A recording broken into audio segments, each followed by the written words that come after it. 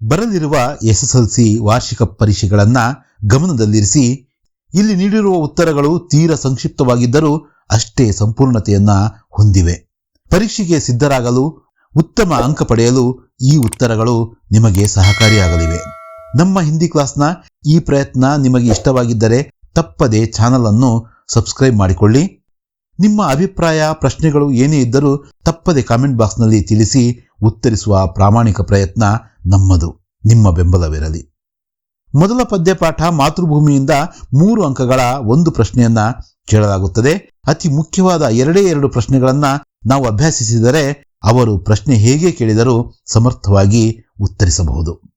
ಮಾತೃಭೂಮಿ ಪದ್ಯಪಾಠದಿಂದ ಮೊದಲ ಪ್ರಶ್ನೆ, ಭಾರತ್ ಮಾಕೆ ಪ್ರಕೃತಿ ಸೌಂದರ್ಯ ಕಾ ವರ್ಣನ್ ಕೀಜಿಯೇ, ಅಥವಾ ಮಾತೃಭೂಮಿ ಕೆ ಪ್ರಾಕೃತಿಕ ಸೌಂದರ್ಯ ಕೆ ಬಾರೆ ಮೇ ಲಿಖಿ ಅಂತ ಕೇಳಬಹುದು. ಅವರು ಪ್ರಶ್ನೆ ಹೇಗೆ ಕೇಳಿದ್ರು ಕೂಡ ಪ್ರಾಕೃತಿಕ ಸೌಂದರ್ಯ ಅಂತ ಬಂದ್ರೆ ಈ ಉತ್ತರವನ್ನ ಬರೆಯೋದು ಸೂಕ್ತ.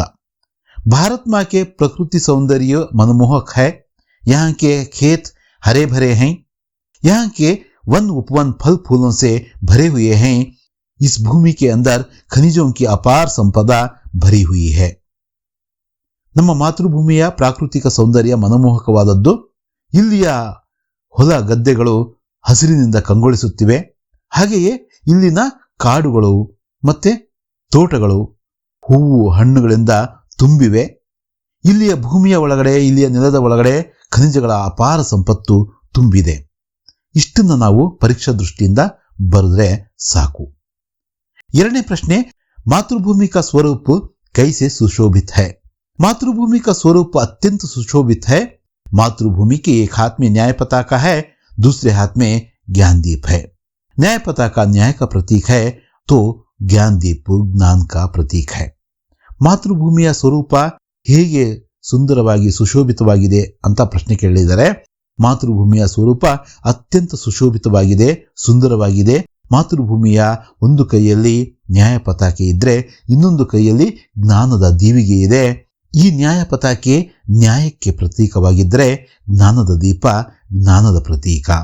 ಇಷ್ಟನ್ನು ನಾವು ಸಂಕ್ಷಿಪ್ತವಾಗಿ ಬರಿಬಹುದು.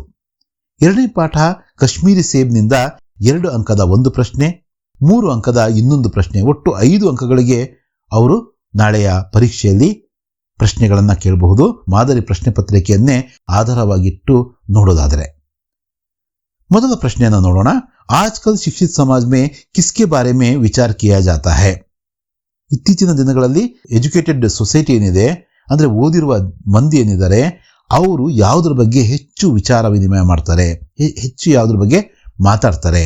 आजकल शिक्षित समाज में विटामिन और प्रोटीन के बारे में विचार किया जाता है. अपने स्वास्थ्य को लेकर समाज जागृत हो रहा है. ಇತ್ತೀಚಿನ ಜನ, ಶಿಕ್ಷಿತ ಜನ ವಿಟಮಿನ್ ಪ್ರೋಟೀನ್ಗಳ ಬಗ್ಗೆ ಮಾತಾಡ್ತಾರೆ ಹಾಗೂ ತಮ್ಮ ಆರೋಗ್ಯದ ಬಗ್ಗೆ ಹೆಚ್ಚಿನ ಕಾಳಜಿಯನ್ನ, ಜಾಗರೂಕತೆಯನ್ನ ಈ ಸಮಾಜ ಹೊಂದಿದೆ. 2 ಅಂಕಕ್ಕೆ ಈ ಪ್ರಶ್ನೆ ಕೇಳಬಹುದು. ಇನ್ನು 2ನೇ ಪ್ರಶ್ನೆ, ದುಕಾನ್ದಾರ್ ನೆ ಲೇಖಕ್ ಸೆ ಕ್ಯಾ ಕಹಾ.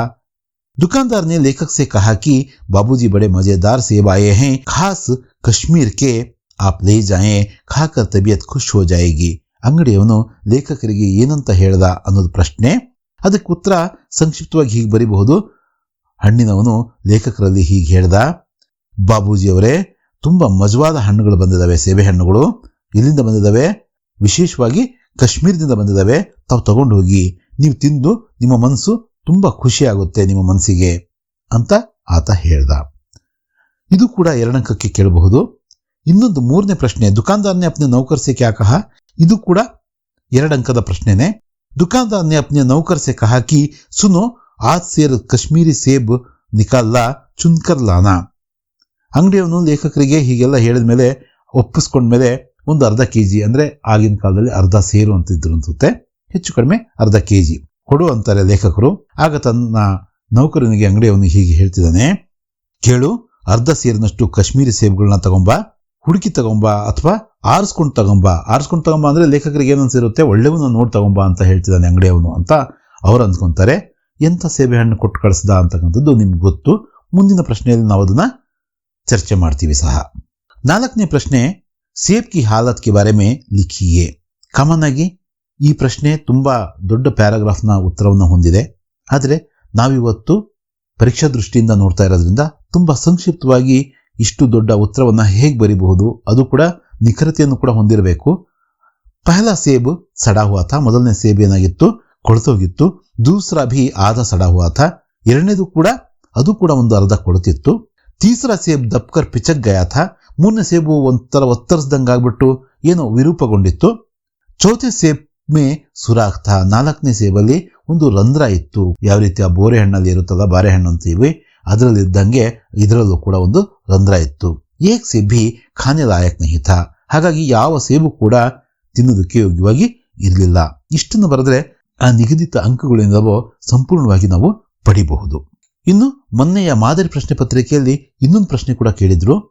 ಕಾಶ್ಮೀರಿ ಸೇಬ್ ಪಾಠ ಕಾ ಆಶಯ ಕ್ಯಾ ಹೈ ಸ್ಪಷ್ಟ ಕೀಜಿಯೇ, ಈ ಪಾಠದ ಆಶಯವೇನು ಸ್ಪಷ್ಟಗೊಳಿಸಿ ಅಂತ ಕೇಳಿದರೆ, ಕಾಶ್ಮೀರಿ ಸೇಬ್ ಪಾಠ ಕಾ ಆಶಯ ಯಹ ಹೈ ಕಿ ಅಗರ್ ಖರೀದಾರಿ करते समय सावधानी नहीं बरतें तो धोखा खाने की संभावना होती है, इसलिए हम ಜಾಗರೂಕ್ ಹೋನಾ ಚಾಹಿಯೇ. ಅಂದ್ರೆ ಈ ಪಾಠದ ಆಶಯ ಏನಪ್ಪಾ ಅಂದ್ರೆ, ನಾವು ಏನಾದ್ರೂ ಖರೀದಿಸಬೇಕಾದ್ರೆ ಒಂದ್ ಸ್ವಲ್ಪ ಜಾಗೃತೆಯನ್ನು ವಹಿಸಬೇಕು, ಎಚ್ಚರಿಕೆಯನ್ನ ವಹಿಸಬೇಕು. ಇಲ್ದಿದ್ರೆ ನಾವು ಮೋಸ ಹೋಗುವಂತ ಅವಕಾಶಗಳು ಇಲ್ಲದೆ ಇರಲ್ಲ. ಹಾಗಾಗಿ ನಾವೇನ್ ಮಾಡಬೇಕು, ಸ್ವಲ್ಪ ಜಾಗರೂಕತೆಯನ್ನ ಹೊಂದಿರಬೇಕು ಅಂತ ನಾವು ಬರೀಬಹುದು. ಗಿಲ್ಲು ಈ ಪಾಠದಲ್ಲಿ ಒಟ್ಟು 3 ಅಂಕಗಳಿಗೆ ಪ್ರಶ್ನೆ ಕೇಳುವ ಅವಕಾಶವಿದ್ದು, ಅನುರೂಪತೆಯ ಒಂದು ಪ್ರಶ್ನೆ ಹಾಗೂ 2 ಅಂಕಗಳ ಇನ್ನೊಂದು ಪ್ರಶ್ನೆ ಇರಲಿದೆ. ಅನುವಾದವನ್ನ ಸಹ ಇದೇ ಪಾಠದಿಂದ ಕೇಳಿದರೆ ಒಟ್ಟು 6 ಅಂಕಗಳ ವೇಟೇಜ್ ಈ ಪಾಠಕ್ಕೆ ಸಿಕ್ಕಂತಾಗುತ್ತದೆ. ಈ ಪಾಠದ ಅನುರೂಪತೆಯ ಪ್ರಶ್ನೆಗಳು ಹೀಗಿವೆ. ಮೊದಲನೇ ಪ್ರಶ್ನೆ, ಕಾಶ್ಮೀರಿ ಸೇಬ್ ಕಹಾನಿ, ಗಿಲ್ಲು ಡ್ಯಾಶ್. ಕಾಶ್ಮೀರಿ ಸೇಬ್ ಕಹಾನಿ ಆದ್ರೆ ಗಿಲ್ಲು ರೇಖಾಚಿತ್ರ. ईमानदारों के सम्मेलन में हरिशंकर परसाई, ಗಿಲ್ಲು ಮಹಾದೇವಿ ವರ್ಮಾ. ಇಮಾನ್ದಾರೋं के सम्मेलन में ಪಾಠದ ಲೇಖಕರು ಹರಿಶಂಕರ್ ಪರ್ಸಾಯಿ ಆದ್ರೆ ಗಿಲ್ಲು ಈ ರೇಖಾಚಿತ್ರವನ್ನ ಬರೆದವರು ಮಹಾದೇವಿ ವರ್ಮಾ ಅವರು. ಮೂರನೆಯ ಪ್ರಶ್ನೆ, ಗುಲಾಬ್ ಪೌಧಾ ಸೋಂಜೂಹಿ ಲತಾ. ನಾಲ್ಕನೇ ಪ್ರಶ್ನೆ, ಹನ್ಸ್ ಸಫೇದ್ ಕವ್ವಾ ಕಾಲಾ. ಗುಲಾಬ್ ಒಂದು ಗಿಡ ಆದ್ರೆ ಸೋಂಜೂಹಿ ಬಳ್ಳಿ, ಲತೆ ಅಂದ್ರೆ ಬಳ್ಳಿ. ಹಂಸ್ ಸಫೇದ ಅಂದ್ರೆ ಹಂಸ ಬೆಳ್ಳಗಿದ್ರೆ ಕಾಗೆ ಕಪ್ಪಗಿರುತ್ತೆ. ಐದನೇ ಪ್ರಶ್ನೆ, ಬಿಲ್ಲಿ ಮ್ಯಾವ್ ಮ್ಯಾವ್ ಗಿಲ್ಲು ಚಿಕ್ ಚಿಕ್. ಬಿಲ್ಲಿ ಮ್ಯಾವ್ ಮ್ಯಾವ್ ಅಂತ ಕೂಗಿದ್ರೆ ಗಿಲ್ಲು ಚಿಕ್ ಚಿಕ್ ಅನ್ನುತ್ತೆ. ಕೋಯಲ್ ಮಧುರ ಸ್ವರ್ ಕವ್ವ ಕರ್ಕಶ ಸ್ವರ್. ಕೋಗಿಲೆ ಮಧುರವಾಗಿ ಹಾಡುತ್ತೆ.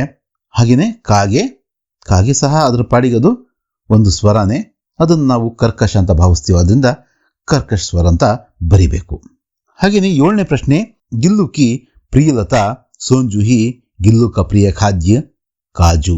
ಗಿಲ್ಲುವಿನ ಪ್ರಿಯವಾದ ಲತೆ ಬಳ್ಳಿ, ಸೋಂಜುಹಿ ಆದ್ರೆ ಗಿಲ್ಲುವಿನ ಪ್ರಿಯವಾದ ಆಹಾರ ಕಾಜು. ಚಂಚಲ್ ಚಮ್ಕೀಲಿ ಆಂಖೆ ಜಬ್ಬೇದಾರ್ ಪೂಂಚ್. ಅಂದ್ರೆ ಚಂಚಲತೆಯಿಂದ ಕೂಡಿರ್ತಕ್ಕಂತಹ ಮಿನುಗುತ್ತಿದ್ದಂಥವು ಗಿಲ್ಲುವಿನ ಕಣ್ಣುಗಳಾದ್ರೆ ಜಬ್ಬೇದಾರ ಒಂಥರ ಬ್ರಷ್ ತರ ಇದ್ದಂತಹದ್ದು ಅದರ ಬಾಲ. ಪೂಂಚ್ ಅಂದ್ರೆ ಬಾಲ. ಚಂಚಲ್ ಚಮ್ಕೀಲೆ ಆಂಖೆ ಜಬ್ಬೇದಾರ್ ಪೂಂಚ್. ಇವು ಇಷ್ಟು ಅನುರೂಪತೆಗೆ ನಾವು ಗುರುತಿಸಬಹುದಾದಂತಹ ಪ್ರಶ್ನೆಗಳು. ಇನ್ನು 2 ಅಂಕದ ಒಂದಷ್ಟು ಪ್ರಶ್ನೆಗಳನ್ನ ಇಲ್ಲಿ ಪಟ್ಟಿ ಮಾಡಿ ಅದಕ್ಕೆ ಉತ್ತರಿಸುವ ಒಂದು ಪ್ರಯತ್ನವನ್ನು ಮಾಡೋಣ. ಲೇಖಿಕಾಕೋ ಗಿಲಹರಿ ಕಿಸ್ ಸ್ಥಿತಿ ಮೇ ದಿಖಾಯಿ ಪಡಿ. ನಿಮ್ಮ 1ನೇ ಪ್ರಶ್ನೆ, ಲೇಖಕಿಯಾದ ಮಹಾದೇವಿ ವರ್ಮಾ ಅವರಿಗೆ ಗಿಲಹರಿ ಯಾವ ಸ್ಥಿತಿಯಲ್ಲಿ ಕಂಡು ಬಂತು. लेखिका को गिलहरी गमले और दीवार की संधि में बुरी स्थिति में दिखाई पड़ी, जिसमें 2 कव्वे अपना सुलभ आहार खोज रहे थे. ಲೇಖಕಿಯವರ ಮನೆ ಎದುರುಗಡೆ ಹೂವಿನ ಕುಂಡ ಹಾಗೂ ಗೋಡೆಯ ನಡುವೆ ಇರ್ತಕ್ಕಂಥ ಒಂದು ಸಂದಿನಲ್ಲಿ ತುಂಬಾ ಕೆಟ್ಟ ಪರಿಸ್ಥಿತಿಯಲ್ಲಿ ಆ ಗಿಲಹರಿ ಕಾಣಿಸ್ತು. ಅದರಲ್ಲಿ 2 ಕಾಗೆಗಳು ಏನ್ ಮಾಡ್ತಾ ಇದ್ವು, ಸುಲಭವಾಗಿ ಆಹಾರವನ್ನ ಹುಡುಕ್ತಾ ಇದ್ವು. ಅದನ್ನ ತಿನ್ನೋಣ ಅಂತ ಹುಂಚಾಕಿ ಕೂತ್ಕೊಂಡಿದ್ವು. ಅದು ಅಲ್ಲಿ ಅಡಗಿ ಕೂಂತಿತ್ತು. ಇಂಥ ಪರಿಸ್ಥಿತಿಯಲ್ಲಿ ಲೇಖಕಿಯವರಿಗೆ ನಮ್ಮ ಗಿಲಹರಿ ಸಿಕ್ತು. लेखिका ने गिल्लू के प्राण कैसे बचाए. लेखिका ने घायल गिल्लू को होले से उठाया और कमरे में ले आई. उसके घावों को रुई से पोंछकर पेंसिलिन का मरहम लगाया. ಈ ರೀತಿ ಗಾಯಗೊಂಡಿರ್ತಕ್ಕಂತಹ ಆ ಅಳಿಲಿನ ಮರಿಯ ಪ್ರಾಣವನ್ನ ಲೇಖಕಿಯವರು ಹೇಗೆ ಕಾಪಾಡಿದ್ರು. ಲೇಖಕಿ ಏನ್ ಮಾಡ್ತಾರೆ, ಗಾಯಗೊಂಡಿರ್ತಕ್ಕಂಥ ಅಳಿಲಿನ ಮರಿಯನ್ನ ನಿಧಾನವಾಗಿ ಎತ್ಕೊಳ್ತಾರೆ, ತಮ್ಮ ರೂಮಿಗೆ ತರ್ತಾರೆ. ಕಮರ ಅಂದ್ರೆ ರೂಮಿಗೆ ತರ್ತಾರೆ. ಹಾಗೆ ಅದರಲ್ಲಿರ್ತಕ್ಕಂಥ ಆ ಕಾಗೆಗಳು ಕೊಕ್ಕಿನಿಂದ ಕುಕ್ಕಿದ್ವಲ್ವಾ, ಆ ಗಾಯಗಳಿಗೆ ನಿಧಾನವಾಗಿ ರುಯಿ ಅಂದ್ರೆ ಹತ್ತಿಯಿಂದ ಏನ್ ಮಾಡ್ತಾರೆ, ಒರೆಸ್ತಾರೆ ಆ ರಕ್ತವನ್ನೆಲ್ಲ, ಮತ್ತು ಪೆನ್ಸಿಲಿನ ಔಷಧಿಯನ್ನ ಹಚ್ತಾರೆ. ಮೂರನೆಯ ಪ್ರಶ್ನೆ, लेखिका का ध्यान आकर्षित करने के लिए गिल्लू क्या करता था? ಹೀಗೆ ಪ್ರಾಣ ಉಳಿಸ್ಕೊಂಡಿರ್ತಕ್ಕಂತಹ ಆ ಗಿಲ್ಲು ಅಂದ್ರೆ ನಮ್ಮ ಆ ಅಳಿಲಿನ ಮರಿ ಲೇಖಕಿಯವರನ್ನ ತುಂಬಾ ಹಚ್ಕೊಂಡಿತ್ತು. ಅವರ ಗಮನವನ್ನ ಆಕರ್ಷಿಸೋದಕ್ಕೋಸ್ಕರ ಗಿಲ್ಲು ಏನ್ ಮಾಡ್ತಾ ಇತ್ತು? लेखिका का ध्यान आकर्षित करने के लिए गिल्लू उनके पैर तक आकर सर से पर्दे पर चढ़ जाता था. उसका यह क्रम तब तक चलता जब तक लेखिका उसे पकड़ने के लिए ना उठती. ಅದೇನ್ ಮಾಡ್ತಾ ಇತ್ತು, ಲೇಖಕಿಯವರ ಗಮನವನ್ನ ಆಕರ್ಷಿಸೋದಕ್ಕೋಸ್ಕರ ಆ ಗಿಲ್ಲು ಅವರ ಕಾಲಿನವರೆಗೂ ಬರ್ತಾ ಇತ್ತು. ಹಾಗೆ ವಾಪಸ್ಸು ಸರ್ ಅಂತ ಪರದೆ ಮೇಲೆ, ಮತ್ತೆ ಪರದೆಯಿಂದ ಇಳಿಯೋದು, ಅವ್ರ ಕಾಲ ಹತ್ರಕ್ಕೆ ಹೋಗೋದು. ಹೀಗೆ ಅವರು ಎಲ್ಲಿವರೆಗೂ ಇದನ್ನ ಗಮನಿಸಲ್ವೋ, ಅದನ್ನು ಹಿಡಿಯೋದಕ್ಕೆ ಎದ್ದು ಹೋಗಲ್ವೋ, ಅಲ್ಲಿವರೆಗೂ ಈ ಕೆಲಸ, ಈ ಕಾರ್ಯ ಅದು ಮುಂದುವರಿಸ್ತಾನೆ ಇತ್ತು. ನಾಲ್ಕನೇ ಪ್ರಶ್ನೆ ಏನಿದೆ, ವರ್ಮಾಜಿ ಕೋ ಚೌಕಾನೆ ಕೆ ಲಿಯೆ ಗಿಲ್ಲು ಕಹಾ ಕಹಾ छिप जाता था. ಗಮನ ಹರಿಸೋದಕ್ಕಂತೂ ಹಾಗೆ ಮಾಡ್ತಾ ಇತ್ತು. ಅವ್ರಿಗೆ ಗಾಬರಿಗೊಳಿಸ್ತಕ್ಕಂಥ ಕೆಲಸನೂ ಕೂಡ ಆ ಅಳಿಲಿನ ಮರಿ ಮಾಡ್ತಾ ಇತ್ತು. ಅದು ಎಲ್ಲೆಲ್ಲಿ ಹಾಗೆ ಅಡಗಿ ಕೂರ್ತಾ ಇತ್ತು ಅನ್ನೋದು ಪ್ರಶ್ನೆ. ವರ್ಮಾಜಿ ಕೋ ಚೌಕಾನೆ ಕೆ ಲಿಯೆ ಗಿಲ್ಲು कभी फूलदान के फूलों में, पर्दे की चुन्नट में, तो कभी सोनजूही की पत्तियों में छिप जाता था. ಅವರಿಗೆ ಗಾಬರಿಗೊಳಿಸೋದಕ್ಕೋಸ್ಕರ ಏನ್ ಮಾಡ್ತಾ ಇತ್ತು ನಮ್ಮ ಈ ಅಳಿಲಿನ ಮರಿ, ಯಾವಾಗಾದ್ರೂ ಆ ಹೂವಿನ ಕುಂಡದ ಆ ಹೂಗಳ ಮಧ್ಯದಲ್ಲಿ ಅಡಗಿ ಕೂರ್ತಾ ಇತ್ತು, ಇಲ್ಲಪ್ಪ ಅಂದ್ರೆ ಆ ಪರದೆಯ ನೆರಿಗೆಗಳಲ್ಲಿ ಅಡಗಿರ್ತಾ ಇತ್ತು, ಇಲ್ಲ ಒಂದು ಬಳ್ಳಿ ಇತ್ತಲ್ಲ, ಸೋಂಜುಹಿ ಬಳ್ಳಿ, ಅದರ ಎಲೆಗಳ ಮಧ್ಯದಲ್ಲಿ ಅಡಗಿ ಕೂತು ಲೇಖಕಿಯವರ ಗಾಬರಿಗೆ ಕಾರಣವಾಗ್ತಾ ಇತ್ತು. ಐದನೇ ಪ್ರಶ್ನೆ ಹೀಗಿದೆ, ಗಿಲ್ಲು ನೇ ಲೇಖಿಕಾ ಕಿ ಗೈರ್ ಹಾಜರಿ ಮೇ ದಿನ್ ಕೈಸೆ ಬಿತಾಯೆ. ಲೇಖಕಿಯವರಿಗೆ ಈ ಮಧ್ಯದಲ್ಲಿ ಏನಾಗುತ್ತೆ, ಒಂದು ಆಕ್ಸಿಡೆಂಟ್ ಆಗುತ್ತೆ, ಅವರು ಆಸ್ಪತ್ರೆ ಸೇರ್ಕೊಂತಾರೆ. ಅವರ ಆಬ್ಸೆನ್ಸಿಯಲ್ಲಿ ಗಿಲ್ಲುವಿನ ದಿನಚರಿ ಹೇಗಿತ್ತು ಅಂತ ನಾವು ಬರೀಬೇಕು. ಗಿಲ್ಲು ನೇ ಲೇಖಿಕಾ ಕಿ ಗೈರ್ ಹಾಜರಿ ಮೇ झूले से नीचे नहीं उतरता था. वह उसका प्रिय खाद्य काजू को भी नहीं खाता था. ನೋಡ್ರಿ, ತುಂಬಾ ಹಚ್ಕೊಂಡಿತ್ತು ಲೇಖಕಿಯವರಾದಂತಹ ಮಹಾದೇವಿ ವರ್ಮಾ ಅವರಿಗೆ. ಅವರು ಯಾವಾಗ ಆಸ್ಪತ್ರೆ ಸೇರಿ ಇಲ್ಲಿ ಇರಲಿಲ್ವೋ, ಆಗ ಅವರ ಆಬ್ಸೆನ್ಸಿಯಲ್ಲಿ ಅದು ತನ್ನ ಆ ಜೋಕಾಲಿಯನ್ನ, ಆ ಉಯ್ಯಾಲೆ ತರ ಏನ್ ಮಾಡಿ ಕೊಟ್ಟಿದ್ರು ಲೇಖಕಿಯವರು, ಅದರಿಂದ ಅದು ತನ್ನ ಗೂಡಿಂದ ಇಳಿತಾನೆ ಇರಲಿಲ್ಲ. ಮತ್ತು ಅದಕ್ಕೆ ಯಾರಾದರೂ ಬಂದು ಕಾಜುವನ್ನ ಅಂದ್ರೆ ಅದಕ್ಕೆ ಪ್ರಿಯವಾದ ಆಹಾರ ಗೋಡಂಬಿ ಕೊಟ್ಟು ಹೋದ್ರೂ ಕೂಡ ಅದು ಅದನ್ನ ತಿಂತಾ ಇರಲಿಲ್ಲ, ಸರಿಯಾಗಿ ತಿಂತಾ ಇರಲಿಲ್ಲ. ಅಂದ್ರೆ ಅಷ್ಟು ಅದು ಹಚ್ಕೊಂಡಿತ್ತು ಲೇಖಕಿಯವರನ್ನ. ಈ 5 ಪ್ರಶ್ನೆಗಳು ಗಿಲ್ಲು ಪಾಠದಿಂದ ಕೇಳಬಹುದಾದಂತಹ ಪ್ರಶ್ನೆಗಳು. ಇವನ್ನ ಅಭ್ಯಾಸ ಮಾಡೋದು ನಾಳೆಯ ಪರೀಕ್ಷೆಯ ದೃಷ್ಟಿಯಿಂದ ಉತ್ತಮ. ಅಭಿನವ್ ಮನುಷ್ಯ 3 ಅಂಕದ ಒಂದು ಪ್ರಶ್ನೆ ಕೇಳ್ತಾರೆ. ಇಲ್ಲಿ 3 ಪ್ರಶ್ನೆಗಳನ್ನು ನಾವು ಚರ್ಚೆ ಮಾಡೋಣ. ತುಂಬಾ ಚಿಕ್ಕ ಪದ್ಯಭಾಗ ಆಗಿರೋದ್ರಿಂದ ಇಷ್ಟರಲ್ಲೇ ಅವರು ಕೇಳಬೇಕು. ಪ್ರಕೃತಿ ಪರ್ ಸರ್ವತ್ರ ಹೈ ವಿಜಯ್ ಪುರುಷ ಆಸೀನ್, ಇಸ್ ಪಂಕ್ತಿ ಕಾ ಆಶಯ ಸಮझाइए. ಪ್ರಕೃತಿ ಪರ್ ಸರ್ವತ್ರ ಹೈ ವಿಜಯ್ ಪುರುಷ ಆಸೀನ್ ಅಂತಕ್ಕಂಥ ಒಂದು ಏನು ಸಾಲಿದೆಯೋ ಅದರ ಆಶಯವನ್ನ ನೀವು ಹೇಳಿ ಅಂತ ಪ್ರಶ್ನಿಸಲಾಗಿದೆ. ಕವಿ ದಿನಕರ್ ಜಿ कहते हैं कि मानव ने प्रकृति के सभी तत्वों पर अर्थात पृथ्वी, आकाश, वायु, जल तथा अग्नि पर विजय प्राप्त कर ली है. ಕವಿ ದಿನಕರ್ ಜಿ ಅವರು ಏನು ಹೇಳ್ತಿದ್ದಾರೆ ಅಂದ್ರೆ, ಮಾನವ ಪ್ರಕೃತಿಯ ಪ್ರತಿ ತತ್ವದ ಮೇಲೂ ಕೂಡ ಸ್ವಲ್ಪ ಮಟ್ಟಿಗೆ ಗೆಲುವನ್ನ ಸಾಧಿಸಿದಾನೆ. ಅದು ನೆಲ ಆಗಿರ್ಬೋದು, ಆಕಾಶ ಆಗಿರ್ಬೋದು, ಗಾಳಿ ಆಗಿರ್ಬೋದು, ನೀರಾಗಿರ್ಬೋದು, ಅಗ್ನಿ ಆಗಿರ್ಬೋದು, ಇದನ್ನ ನಿಯಂತ್ರಿಸುವ ತಕ್ಕ ಮಟ್ಟಿನ ಶಕ್ತಿ ಆತ ಪಡ್ಕೊಂಡಿದ್ದಾನೆ ಅಂತ ಈ ಕವಿತೆಯಲ್ಲಿ ಹೇಳಲಾಗಿದೆ. ನಾವು ಅದನ್ನೇ ಬರೀಬೇಕು. ಪ್ರಕೃತಿ ಪರ್ ಸರ್ವತ್ರ ಹೈ ವಿಜಯ ಪುರುಷ ಆಸೀನ್ ಅಂತಕ್ಕಂತಹ ಸಾಲು ಕೂಡ ಈ ಮಾತನ್ನೇ ಹೇಳುತ್ತೆ. ಎರಡನೇ ಪ್ರಶ್ನೆ, ದಿನಕರ್ ಜಿ ಕೆ ಅನುಸಾರ ಮಾನವ ಕಾ ಸಹಿ ಪರಿಚಯ ಕ್ಯಾ ಹೈ. ಮನುಷ್ಯನ ನಿಜವಾದ ಪರಿಚಯ ಏನು ಅಂತ ಕವಿಗಳಾದಂತಹ ದಿನಕರ್ ಜಿ ಅವರು ಹೇಳಿದ್ದಾರೆ. ಶ್ರೀ ದಿನಕರ್ जी के अनुसार मानव का सही परिचय यह है कि वह आज सभी लोगों से स्नेह बनाए, एक दूसरे से अच्छे संबंध हो, मानव से मानव के बीच जो रुकावटें, द्वेष, दूरियां हैं उन्हें मिटाएं.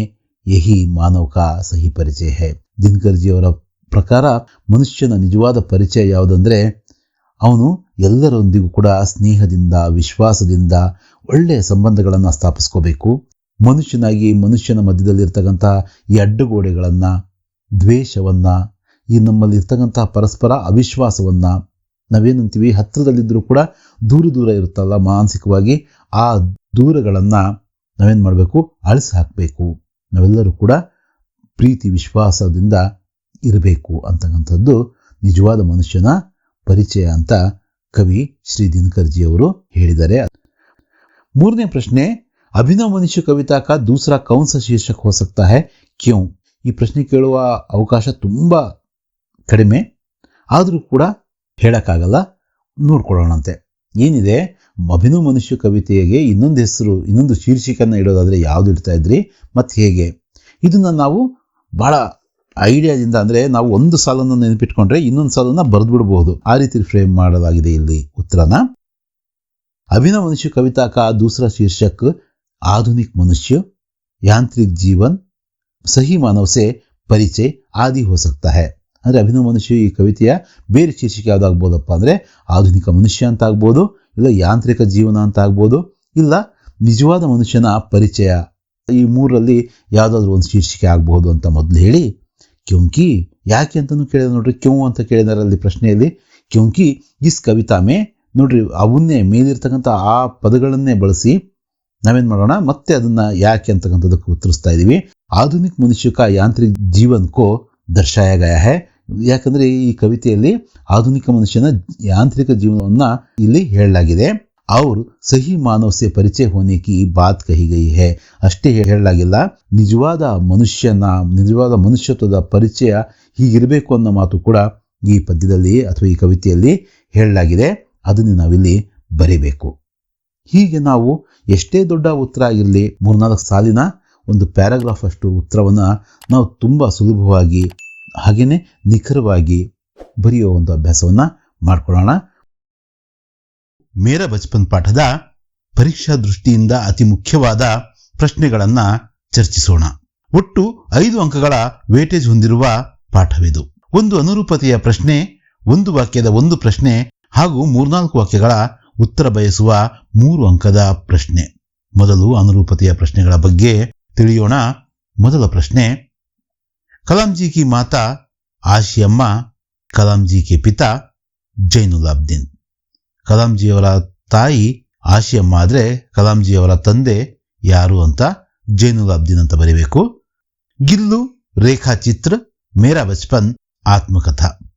ಗಿಲ್ಲು ರೇಖಾಚಿತ್ರ ವಿಧದ ಒಂದು ಪಾಠವಾದರೆ ಮೇರಾ ಬಚ್ಪನ್ ಯಾವ ವಿಧದ ರಚನೆ ಅಂತ ಕೇಳಿದರೆ ಆತ್ಮಕಥಾ ಅಂತ ಬರೀಬೇಕು. ಬಿಚೇಂದ್ರಿ ಪಾಲ್ ಹಂಸದೇಯಿ ನೇಗಿ, ಅಬ್ದುಲ್ ಕಲಾಂ ಆಶಿಯಮ್ಮ. ಬಿಚೇಂದ್ರಿ ಪಾಲ್ ಅವರ ತಾಯಿ ಹಂಸದೇಯಿ ನೇಗಿ ಆದರೆ ಅಬ್ದುಲ್ ಕಲಾಂ ಜಿಯವರ ತಾಯಿ ಯಾರು? ಆಶಿಯಮ್ಮ. ಮಹಾತ್ಮ ಗಾಂಧೀಜಿ ರಾಷ್ಟ್ರಪಿತ, ಅಬ್ದುಲ್ ಕಲಾಂ ಜನ್ವಾದಿ ರಾಷ್ಟ್ರಪತಿ. ಜಲಾಲುದ್ದೀನ್ ಜೀಜಾ, ಶಂಸುದ್ದೀನ್ ಚಚೇರೆ ಭಾಯಿ. ಜಲಾಲುದ್ದೀನ್ ಅವರ ಭಾವ ಆಗಿದ್ರು, ಮತ್ತೆ ಅಂತರಂಗ ಗೆಳೆಯ ಆಗಿದ್ರು, ಆತ್ಮೀಯ ಮಿತ್ರರಾಗಿದ್ರು. ಶಂಸುದ್ದೀನ್ ಯಾರು ಹಾಗಾದ್ರೆ? ಅವರು ಚಚೇರೆ ಭಾಯಿ ಅಂದ್ರೆ ಅವರ ಚಿಕ್ಕ ದೊಡ್ಡಪ್ಪರ ಮಗ ಅಂತಾರಲ್ಲ, ಕಜಿನ್. ಸ್ಥಾನೀಯ ಠೇಕೆದಾರ್ ಅಹಮದ್ ಜಲಾಲುದ್ದೀನ್, ಅಖಬಾರೋಂ ಕಿ ವಿತರಕ್ ಶಂಸುದ್ದೀನ್. ಸ್ಥಳೀಯ ಗುತ್ತಿಗೆದಾರರು, ಕಾಂಟ್ರಾಕ್ಟರ್ ಅಹಮದ್ ಜಲಾಲುದ್ದೀನ್ ಆದರೆ ಪತ್ರಿಕೆಗಳ ವಿತರಕರು ಯಾರಾಗಿದ್ರು ಅನ್ನೋದು ಪ್ರಶ್ನೆ. ಶಂಸುದ್ದೀನ್ ಅದಕ್ಕೆ ಉತ್ತರ. ಟ್ರೇನ್ ಭೂಯಾತ್ರ, ನೌಕಾ ಜಲಯಾತ್ರ. ಟ್ರೇನು ಭೂಮಿ ಮೇಲೆ ನಡೆದ್ರೆ, ನೌಕೆ ನೀರಿನಲ್ಲಿ ಸಾಗುತ್ತೆ, ಯಾತ್ರೆ ಮಾಡುತ್ತೆ, ಜಲಯಾತ್ರ ಅಂತ ಬರೀಬೇಕು. ಹಿಂದೂ ಮಂದಿರ್, ಇಸ್ಲಾಂ ಮಸ್ಜಿದ್. ಅಬ್ದುಲ್ ಕಲಾಂ ರಾಮಾನಂದ ಶಾಸ್ತ್ರಿ, ಜೈನುಲಾಬ್ದೀನ್ ಪಕ್ಷಿ ಲಕ್ಷ್ಮಣ ಶಾಸ್ತ್ರಿ. ಅಬ್ದುಲ್ ಕಲಾಂ ಅವರ ಆತ್ಮೀಯ ಗೆಳೆಯರು ಯಾರು? ರಾಮಾನಂದ ಶಾಸ್ತ್ರಿ. ಆದರೆ ಜೈನುಲಾಬ್ದೀನ್ ಅವರ ಗೆಳೆಯ ಯಾರಾಗಿದ್ರು? ರಾಮಾನಂದ ಶಾಸ್ತ್ರಿ ಅವರ ತಂದೆ ಪಕ್ಷಿ ಲಕ್ಷ್ಮಣ ಶಾಸ್ತ್ರಿ ಅವರು ಆಗಿದ್ರು. ಇವಿಷ್ಟು ನಿಮ್ಮ ಅನುರೂಪತೆಯ ಪ್ರಶ್ನೆಗಳು. ಈಗ ಒಂದು ವಾಕ್ಯದಲ್ಲಿ ಉತ್ತರಿಸಬಹುದಾದಂತಹ ಪ್ರಶ್ನೆಗಳನ್ನು ನೋಡೋಣ. ಮೊದಲನೇ ಪ್ರಶ್ನೆ, ಅಬ್ದುಲ್ ಕಲಾಂ ಜಿ ಕಾ ಜನ್ಮ ಕಹಾ ಹುವಾ? ಅಬ್ದುಲ್ ಕಲಾಂ ಜಿ ಅವರ ಹುಟ್ಟೂರು ಯಾವುದು? ಅಬ್ದುಲ್ ಕಲಾಂ ಜಿ ಕಾ ಜನ್ಮ ರಾಮೇಶ್ವರಂ ಮೇ ಹುವಾ. ಅವರ ಹುಟ್ಟೂರು ರಾಮೇಶ್ವರಂ, ಮದ್ರಾಸ್ ರಾಜ್ಯಕ್ಕೆ, ಅಬ್ ತಮಿಳುನಾಡುಕ್ಕೆ ರಾಮೇಶ್ವರಂ ಅಂತ ಬರೀಬಹುದು. ಅಬ್ದುಲ್ ಕಲಾಂ ಜಿ ಬಚ್ಪನ್ ಮೇ ಕಿಸ್ ಘರ್ ಮೇ ರಹತೆ ಥೇ? ಅಬ್ದುಲ್ ಕಲಾಂ ಜಿ ಅವರು ಬಾಲ್ಯ ಎಂಥ ಮನೆಯಲ್ಲಿ ಕಳೆದ್ರು? ಅವರು ಬಾಲ್ಯದಲ್ಲಿ ಎಲ್ಲಿದ್ರು, ಎಂಥ ಮನೆಯಲ್ಲಿ ಇದ್ರು? ಅಬ್ದುಲ್ ಕಲಾಂ ಜಿ ಬಚ್ಪನ್ ಮೇ ಪುಷ್ಟೇನಿ ಘರ್ ಮೇ ರಹತೆ ಥೇ. ಅಬ್ದುಲ್ ಕಲಾಂ ಅವರು ತಮ್ಮ ಬಾಲ್ಯದಲ್ಲಿ ಅವರ ಪೂರ್ವಜರಿದ್ದಂತಹ ಮನೆಯಲ್ಲಿ ಇದ್ರು. ಅಬ್ದುಲ್ ಕಲಾಂ ಜಿ ಕೆ ಬಚ್ಪನ್ ಮೇ ದುರ್ಲಭ ವಸ್ತು ಕ್ಯಾ ಥಿ? ಅಬ್ದುಲ್ ಕಲಾಂ ಅವರ ಬಾಲ್ಯದಲ್ಲಿ ದುರ್ಲಭ ವಸ್ತು ಯಾವುದು? ಪಾಠದ ಪ್ರಕಾರ ಅಬ್ದುಲ್ ಕಲಾಂಜಿ ಅವರ ಬಾಲ್ಯದ ದುರ್ಲಭ ವಸ್ತು ಪುಸ್ತಕಗಳಾಗಿದ್ವು. ಅಬ್ದುಲ್ ಕಲಾಂಜಿ ಕೆ ಬಚ್ಪನ್ ಮೇ ದುರ್ಲಭ ವಸ್ತು ಕಿತಾಬೇನ್ ಥಿ. ಜೈನುಲಾಬ್ದೀನ್ ನೇ ಕೌನ್ ಸಾ ಕಾಮ್ ಶುರು ಕಿಯಾ? ಜೈನುಲಾಬ್ದೀನ್ ಅವರು ಒಂದು ಹೊಸ ಕೆಲಸವನ್ನು ಶುರು ಮಾಡ್ತಾರೆ, ಆ ತೋಟದ ಕೆಲಸದ ಹೊರತಾಗಿ. ಅದು ಯಾವುದು?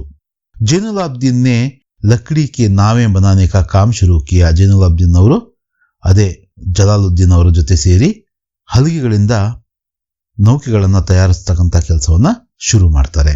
ಅಬ್ದುಲ್ ಕಲಾಂಜಿ ಕೆ ಚಚೇರೆ ಭಾಯಿ ಕೌನ್ ಥೆ? ಅಬ್ದುಲ್ ಕಲಾಂಜಿ ಅವರ, ಈಗ ಇದಕ್ಕಿಂತ ಮುಂಚೆ ಮಾತಾಡಿದ ಹಾಗೆ, ಅವರ ಕಜಿನ್ ಯಾರು? ಅವರ ದಾಯಾದಿ ಅಂತ ಹೇಳ್ಬೋದು. ಅಬ್ದುಲ್ ಕಲಾಂಜಿ ಕೆ ಚಚೇರೆ ಭಾಯಿ ಶಂಸುದ್ದೀನ್ ಥೆ. ಅವರ ದಾಯಾದಿ ಶಂಸುದ್ದೀನ್, ಅದೇ ಪತ್ರಿಕಾ ವಿತರಕರಾಗಿದ್ರಲ್ಲ ಅವರು. ಅಬ್ದುಲ್ ಕಲಾಂಜಿ ಕೆ ಅಂತರಂಗ ಮಿತ್ರ ಕೌನ್ ಥೆ? ಅಬ್ದುಲ್ ಕಲಾಂಜಿ ಕೆ ಅಂತರಂಗ ಮಿತ್ರ ಅಹಮದ್ ಜಲಾಲುದ್ದೀನ್ ಥೆ. ಅವರ ಆತ್ಮೀಯ ಮಿತ್ರರು ಬಹಳ ಜನ ಇದ್ರು. ಅಂತರಂಗ ಮಿತ್ರ ಅಂತ ಅವರು ಅಹಮದ್ ಜಲಾಲುದ್ದೀನ್ ಅವರನ್ನ ಕರಿತಾ ಇದ್ರು. ಅದನ್ನ ನಾವಿಲ್ಲಿ ಬರೀಬೇಕು. ಜಲಾಲುದ್ದೀನ್ ಅಬ್ದುಲ್ ಕಲಾಂ ಅವರ ಭಾವ ಸಹ ಹೌದು. ಜಲಾಲುದ್ದೀನ್ ಅಬ್ದುಲ್ ಕಲಾಂ ಜಿ ಕೋ ಕಿಸ್ ನಾಮ್ ಸೆ ಪುಕಾರ್ತೆ ಥೆ? ಜಲಾಲುದ್ದೀನ್ ಅವರು ಅಬ್ದುಲ್ ಕಲಾಂ ಅವರನ್ನ ಒಂದು ಹೆಸರಿಂದ ಕೂಗ್ತಾ ಇದ್ರು, ಕರಿತಾ ಇದ್ರು. ಯಾವ ಹೆಸರಿಟ್ಟು ಕರಿತಾ ಇದ್ರು ಅದನ್ನ ಹೇಳಬೇಕು. ಜಲಾಲುದ್ದೀನ್ ಅಬ್ದುಲ್ ಕಲಾಂ ಜಿ ಕೋ ಆಜಾದ್ ಕಹಕರ್ ಪುಕಾರ್ತೆ ಥೆ. ಜಲಾಲುದ್ದೀನ್ ಅವರು ಅಬ್ದುಲ್ ಕಲಾಂ ಅವ್ರನ್ನ ಆಜಾದ್ ಅಂತ ಕರಿತಾ ಇದ್ರು. ಬಹುಶಃ ಆಗಿನ ಕಾಲದಲ್ಲಿ ಮೌಲಾನಾ ಅಬ್ದುಲ್ ಕಲಾಂ ಆಜಾದ್ ಅವರು ಸ್ವಾತಂತ್ರ್ಯ ಹೋರಾಟದಲ್ಲಿ ಮುಂಚೂಣಿಯಲ್ಲಿದ್ದಂತಹ ನಾಯಕರಾದ್ರಿಂದ ಅದೇ ಹೆಸರು ಇವರು ಕೂಡ ಅಬ್ದುಲ್ ಕಲಾಮೇ ಆದ್ರಿಂದ ಆಜಾದ್ ಅನ್ನೋ ಹೆಸರಿಂದ ಕರಿತಾ ಇದ್ರು. ಆಜಾದ್ ಅಂದ್ರೆ ಸ್ವತಂತ್ರ ಅನ್ನೋ ಅರ್ಥ ಬರುತ್ತೆ. ಆಜಾದಿ ಅಂದ್ರೆ ಸ್ವಾತಂತ್ರ್ಯ. 8ನೇ ಪ್ರಶ್ನೆಯನ್ನು ನೋಡೋದಾದ್ರೆ, ರಾಮೇಶ್ವರಂ ಮೇ ಸ್ಥಿತ್ ಪ್ರಸಿದ್ಧ ಮಂದಿರ್ ಕೌನ್ ಸಾ ಹೈ? ರಾಮೇಶ್ವರಂ ಅಲ್ಲಿ ಇರ್ತಕ್ಕಂತಹ ತುಂಬಾ ಸುಪ್ರಸಿದ್ಧವಾದಂತಹ ದೇವಾಲಯ ಯಾವುದು? ದೇವಸ್ಥಾನ, ಮಂದಿರ ಯಾವುದು? ರಾಮೇಶ್ವರಂ ಮೇ ಪ್ರಸಿದ್ಧ ಶಿವ ಮಂದಿರ್ ಹೈ. ನಮಗೆಲ್ಲ ಗೊತ್ತಿರೋ ಹಾಗೆ ರಾಮೇಶ್ವರಂ ಅಲ್ಲಿ ಪ್ರಸಿದ್ಧವಾದಂತಹ ಶಿವನ ಮಂದಿರ ಇದೆ. 9ನೇ ಪ್ರಶ್ನೆ, ಅಹಮದ್ ಜಲಾಲುದ್ದೀನ್ ಕಿ ಶಾದಿ ಕಿಸ್ಸೆ ಹುಯಿ ಥಿ? ಅಹಮದ್ ಜಲಾಲುದ್ದೀನ್ ಕಿ ಶಾದಿ ಅಬ್ದುಲ್ ಕಲಾಂ ಜಿ ಕಿ ಬಡಿ ಬಹನ್ ಜೋಹರಾ ಕೆ ಸಾಥ್ ಹುಯಿ ಥಿ. ಅಹಮದ್ ಜಲಾಲುದ್ದೀನ್ ಅವರ ಮದುವೆ ಅಬ್ದುಲ್ ಕಲಾಂ ಜಿ ಅವರ ಅಕ್ಕ ಜೋಹರಾ ಇವರೊಂದಿಗೆ ಆಗಿತ್ತು. ಮುಖ್ಯವಾಗಿ 3 ಅಂಕಗಳಿಗೆ ಕೇಳಬಹುದಾದಂತಹ ಪ್ರಶ್ನೆಗಳನ್ನ ನಾವು ಇಲ್ಲಿ ಮುಂದೆ ಚರ್ಚೆ ಮಾಡೋಣ. ಅಬ್ದುಲ್ ಕಲಾಂ ಜಿ ಕಾ ಬಚಪನ್ ಬಹುತ್ ಹಿ ನಿಶ್ಚಿಂತತಾ ಔರ್ ಸಾದ್ಗಿ ಮೇ ಬೀತ್ನೆ ಕೆ ಕಾರಣ ಲಿಖಿಯೇ. ಇದು ಸ್ವಲ್ಪ ಇಂಪಾರ್ಟೆಂಟ್ ಆದಂತಹ ಪ್ರಶ್ನೆ. ಅಬ್ದುಲ್ ಕಲಾಂ ಜಿ ಕಾ ಬಚಪನ್ ಬಹುತ್ ಹಿ ನಿಶ್ಚಿಂತತಾ ಔರ್ ಸಾದ್ಗಿ ಮೇ ಬೀತಾ. ಅಬ್ದುಲ್ ಕಲಾಂ ಅವರ ಬಾಲ್ಯ ಸಾಕಷ್ಟು ನಿಶ್ಚಿಂತೆ ಹಾಗೂ ಸರಳತೆಯಿಂದ ಕಳೆಯಿತು. ಉನ್ಕೆ ಪಿತಾ ಜೈನುಲಾಬ್ದೀನ್ ಏಕ ಆಡಂಬರಹೀನ ವ್ಯಕ್ತಿ ಥೆ. ಅವರ ತಂದೆಯವರಾದಂತಹ ಜೈನುಲಾಬ್ದೀನ್ ಅವರು ತುಂಬಾ ಆಡಂಬರಹೀನ ಸರಳ ವ್ಯಕ್ತಿಯಾಗಿದ್ರು ಅವರು. ಫಿರ್ ಭಿ ಉನ್ಕೆ ಘರ್ ಮೇ ಸಭಿ ಜರೂರಿ ಚೀಜೆ ಸಮುಚಿತ ಮಾತ್ರಾ ಮೇ ಉಪಲಬ್ಧ ಥಿ. ಆಡಂಬರಹೀನ ವ್ಯಕ್ತಿ ಅಂದ್ರೆ ಏನೇನು ಇಲ್ದಂಗೆ ಜಿಪುಣತನದಿಂದ ಇರಲಿಲ್ಲ. ಎಷ್ಟು ವಸ್ತುಗಳು ಅವಶ್ಯಕತೆ ಇರುತ್ತೋ ಮಕ್ಕಳಿಗೆ ಮತ್ತು ಮನೆಗೆ ಅವೆಲ್ಲವೂ ಕೂಡ ಅವರು ಒದಗಿಸ್ತಾ ಇದ್ರು. ಆದ್ರೆ ಅನಾವಶ್ಯಕ ವಸ್ತುಗಳನ್ನ ದೂರ ಇಡ್ತಾ ಇದ್ರು. ಹಾಗಾಗಿ ಅಬ್ದುಲ್ ಕಲಾಂ ಅವರ ಬಾಲ್ಯ ಸಾಕಷ್ಟು ನಿಶ್ಚಿಂತೆ ಹಾಗೂ ಸರಳತೆಯಿಂದ ಕಳೆಯಿತು. 2ನೇ ಪ್ರಶ್ನೆ, ಆಶಿಯಮ್ಮಾಜಿ ಅಬ್ದುಲ್ ಕಲಾಂ ಕೋ ಖಾನೆ ಮೇ ಕ್ಯಾ ಕ್ಯಾ ದೇತಿ ಥಿ? ಆಶಿಯಮ್ಮ ಅವರು ತನ್ನ ಮಗನಾದಂತಹ ಅಬ್ದುಲ್ ಕಲಾಂ ಅವರಿಗೆ ಊಟವನ್ನ ಹೇಗೆ ಬಡಿಸ್ತಾ ಇದ್ರು, ಅದರಲ್ಲಿ ಯಾವ್ಯಾವ ಖಾದ್ಯಗಳು ಇರ್ತಾ ಇದ್ವು? ಆಶಿಯಮ್ಮಾಜಿ ಅಬ್ದುಲ್ ಕಲಾಂ ಕೋ ಖಾನೆ ಮೇ केले के पत्ते पर चावल एवं सुगंधित स्वादिष्ट सांबर देती थी. साथ में घर का बना अचार रहता था. नारियल की ताजी चटनी भी होती थी. ಆಶಿಯಮ್ಮ ಅವರು ಅಬ್ದುಲ್ ಕಲಾಂ ಅವರಿಗೆ ಬಾಳೆ ಎಲೆ ಮೇಲೆ ಬಿಸಿ ಬಿಸಿ ಅನ್ನವನ್ನು ಬಡಿಸ್ತಾ ಇದ್ರು. ಅಷ್ಟೇ ಸುಗಂಧಿತ ಸ್ವಾದಿಷ್ಟವಾದಂತಹ ಸಾಂಬಾರ್ ಹಾಕ್ತಾ ಇದ್ರು. ಜೊತೆಯಲ್ಲಿ ಮನೆಯಲ್ಲೇ ತಯಾರಾದಂತಹ ಉಪ್ಪಿನಕಾಯಿಯನ್ನ, ಆಚಾರ ಅಂದ್ರೆ ಉಪ್ಪಿನಕಾಯಿಯನ್ನ ಕೂಡ ಜೊತೆಗೆ ಕೊಡ್ತಾ ಇದ್ರು. ಹಾಗೇನೆ ನಾರಿಯಲ್ ಕಿ ತಾಜಿ ಚಟ್ನಿ ಬಿ ಹೋತಿಥಿ ಅಂದ್ರೆ ನಾರಿಯಲ್ ಅಂದ್ರೆ ತೆಂಗಿನಕಾಯಿ ಕಾಯಿಯ ಚಟ್ನಿ ಕೂಡ, ಕೊಬ್ಬರಿ ಚಟ್ನಿ ಕೂಡ ಇರ್ತಾ ಇತ್ತು ಜೊತೆಗೆ. 3ನೇ ಪ್ರಶ್ನೆ, ಜೈನುಲಾಬ್ದೀನ್ ನಮಾಜ್ ಕೆ ಬಾರೆ ಮೇ ಕ್ಯಾ ಕಹತೆ ಹೈ? ಜೈನುಲಾಬ್ದೀನ್ ಅವರು ನಮಾಜಿನ ಬಗ್ಗೆ ಕಲಾಂ ಅವರ ಹತ್ರ ಹೀಗೆ ಹೇಳಿದ್ರು. ಜೈನುಲಾಬ್ದೀನ್ ನಮಾಜ್ ಕೆ ಬಾರೆ ಮೇ ಕಹತೆ ಹೈ ಕಿ जब हम नमाज पढ़ते हैं तब हम अपने शरीर से ब्रह्मांड का एक हिस्सा बन जाते हैं जिसमें धन, आयु, जाति तथा धर्म का कोई भेदभाव नहीं रहता है. ಪ್ರಕೃತಿನೇ ಬೇರೆ, ನಾನೇ ಬೇರೆ, ಈ ವಿಶ್ವಕ್ಕೂ ನನಗೂ ಸಂಬಂಧ ಇಲ್ಲ ಅನ್ನೋ ರೀತಿಯಲ್ಲಿ ಇರ್ತೀವಿ. ನಾವೇ ಕೇಂದ್ರ ಬಿಂದುಗಳಾಗಿ ಯೋಚನೆ ಮಾಡ್ತೀವಿ. ಈ ಒಂದು ಪ್ರಕ್ರಿಯೆಯಿಂದ ಅಂದ್ರೆ ಯಾರು ಧ್ಯಾನ, ನಮಾಜು ಯೋಗ ಇದರಲ್ಲಿ ಅವರವರ ಧರ್ಮಕ್ಕೆ ಅನುಗುಣವಾದಂತಹ ಒಂದು ಈ ಪ್ರಾಕ್ಟೀಸ್ನ ಮಾಡ್ತಾರೋ ಅವರು ಪ್ರಕೃತಿಯ ಒಂದು ಅಂಗ ಆಗ್ತಾರೆ. ನಾವು ಪ್ರಕೃತಿಯ ಒಂದು ಭಾಗ ಆದಾಗ ಎಲ್ಲವೂ ಈ ಪ್ರಕೃತಿಯಲ್ಲಿರ್ತಕ್ಕಂಥ ಪ್ರತಿ ವಸ್ತುವಿನ ಜೊತೆಗೂ ಕೂಡ ನಮ್ಮ ಸತ್ಸಂಬಂಧ, ಒಳ್ಳೆ ಸಂಬಂಧ ಬೆಳೆಯುತ್ತೆ. ಆಗ ಹಣ ಆಗಿರಬಹುದು ಅಥವಾ ನಮ್ಮ ವಯಸ್ಸಾಗಿರಬಹುದು, ನಮ್ಮ ಜಾತಿ, ಮತ, ಪಂಥ, ಧರ್ಮ ಈ ರೀತಿಯ ಯಾವ ಭೇದ ಭಾವನೂ ಕೂಡ ಅಲ್ಲಿ ಉಳಿಯಲ್ಲ. ಹಿರಿಯರು ಧ್ಯಾನ ಮಾಡ್ರಿ, ಯೋಗ ಮಾಡ್ರಿ, ಪ್ರಾರ್ಥನೆಯನ್ನು ಸಲ್ಲಿಸ್ರಿ ಅಂತ ಹೇಳ್ತಾರೆ. ಅದೇ ಮಾತನ್ನ ಜೈನುಲ್ ಆಬ್ದೀನ್ ಅವರು ತಮ್ಮ ಮಗನಾದಂತಹ ಕಲಾಂ ಅವರಿಗೂ ಕೂಡ ಹೇಳ್ಕೊಟ್ಟಿದ್ರು. 4ನೇ ಪ್ರಶ್ನೆ, ಜೈನುಲ್ ಆಬ್ದೀನ್ ನೇ ಕೌನ್ ಸಾ ಕಾಮ್ ಶುರು ಕಿಯಾ? ಜೈನುಲ್ ಆಬ್ದೀನ್ ಅವರು ಒಂದು ಕೆಲಸವನ್ನು ಶುರು ಮಾಡ್ತಾರೆ. ಯಾವ ಕೆಲಸ ಶುರು ಮಾಡಿದ್ರು? ಇದೇ ಪ್ರಶ್ನೆ 1 ಮಾರ್ಕ್ಸ್ ಕೇಳಿದಾಗ ನಾವೇನಂದ್ವಿ, ಸಿಂಪಲ್ ಆಗಿ ಲಕಡಿ ಕಿ ನಾವ್ ಬನಾನೆ ಕಾ ಕಾಮ್ ಶುರು ಕಿಯಾ ಅಂತ. ಇಲ್ಲಿ 3 ಅಂಕಕ್ಕೆ ಈ ಪ್ರಶ್ನೆಯನ್ನ ಕೇಳಿದ್ರೆ ಹೀಗೆ ಬರೀಬೇಕು. ಜೈನುಲ್ ಆಬ್ದೀನ್ ने एक स्थानीय ठेकेदार अहमद जलालुद्दीन के साथ मिलकर समुद्र तट के पास लकड़ी की नौकाएं बनाने का काम शुरू किया. ये नौकाएं तीर्थयात्रियों को रामेश्वरम से धनुषकोडी तक लाने ले जाने के काम आती थीं. ಜೈನುಲ್ ಆಬ್ದೀನ್ ಅವರು ಒಬ್ಬ ಸ್ಥಳೀಯ ಗುತ್ತಿಗೆದಾರರಾದಂತಹ ಅಹಮದ್ ಜಲಾಲುದ್ದೀನ್ ಅವರ ಪಾರ್ಟ್ನರ್ಶಿಪ್ ಅಲ್ಲಿ ಅವ್ರ ಜೊತೆ ಸೇರಿ ಸಮುದ್ರದ ದಂಡೆಯಲ್ಲಿ, ಏನು ಬಂಗಾಳ ಕೊಲ್ಲಿ ಏನಿದೆಯೋ ರಾಮೇಶ್ವರಂ ಅಲ್ಲಿ, ಅದರ ದಂಡೆಯಲ್ಲಿ, ಅದರ ದಡದಲ್ಲಿ, ಅದರ ಹತ್ತಿರದಲ್ಲೇ ಈ ಹಲಗೆಗಳನ್ನು ಬಳಸಿ ನೌಕೆಗಳನ್ನು ತಯಾರಿಸ್ತಕ್ಕಂಥ ಕೆಲಸವನ್ನ ಶುರು ಮಾಡ್ತಾರೆ.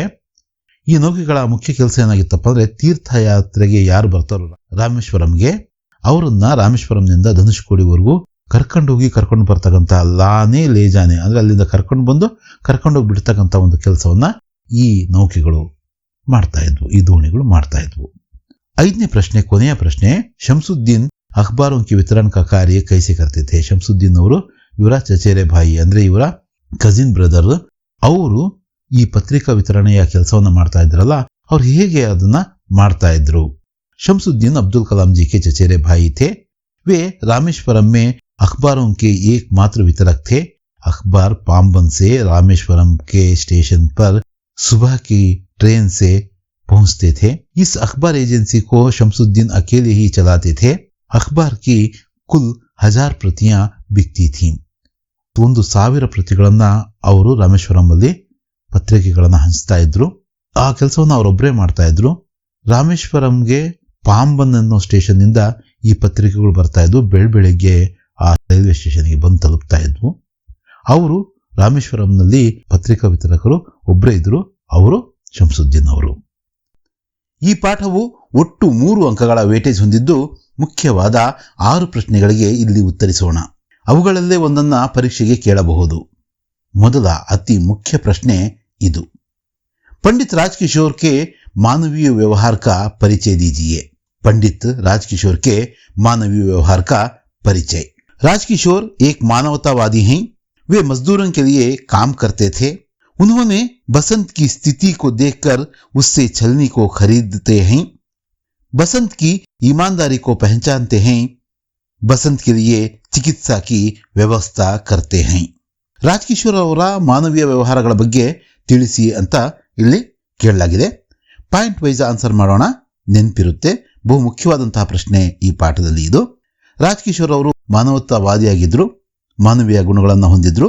ಅವರು ಕಾರ್ಮಿಕರಿಗೋಸ್ಕರ ಕೆಲಸವನ್ನ ಮಾಡ್ತಾ ಇದ್ರು. ಹಾಗೇನೆ ಅವರು ಬಸಂತ್ನ ಆ ಸ್ಥಿತಿಯನ್ನ ಕಂಡು ಮರುಗಿದ್ರು. ಮತ್ತೆ ಆತನಿಂದ ತನಗೆ ಬೇಡವಾದರೂ ಕೂಡ ಸೋಸುಗುವನ್ನ, ಆ ಕಾಫಿ ಸೋಸ್ತಾರಲ್ಲ, ಅದನ್ನ ಖರೀದಿಸ್ತಾರೆ.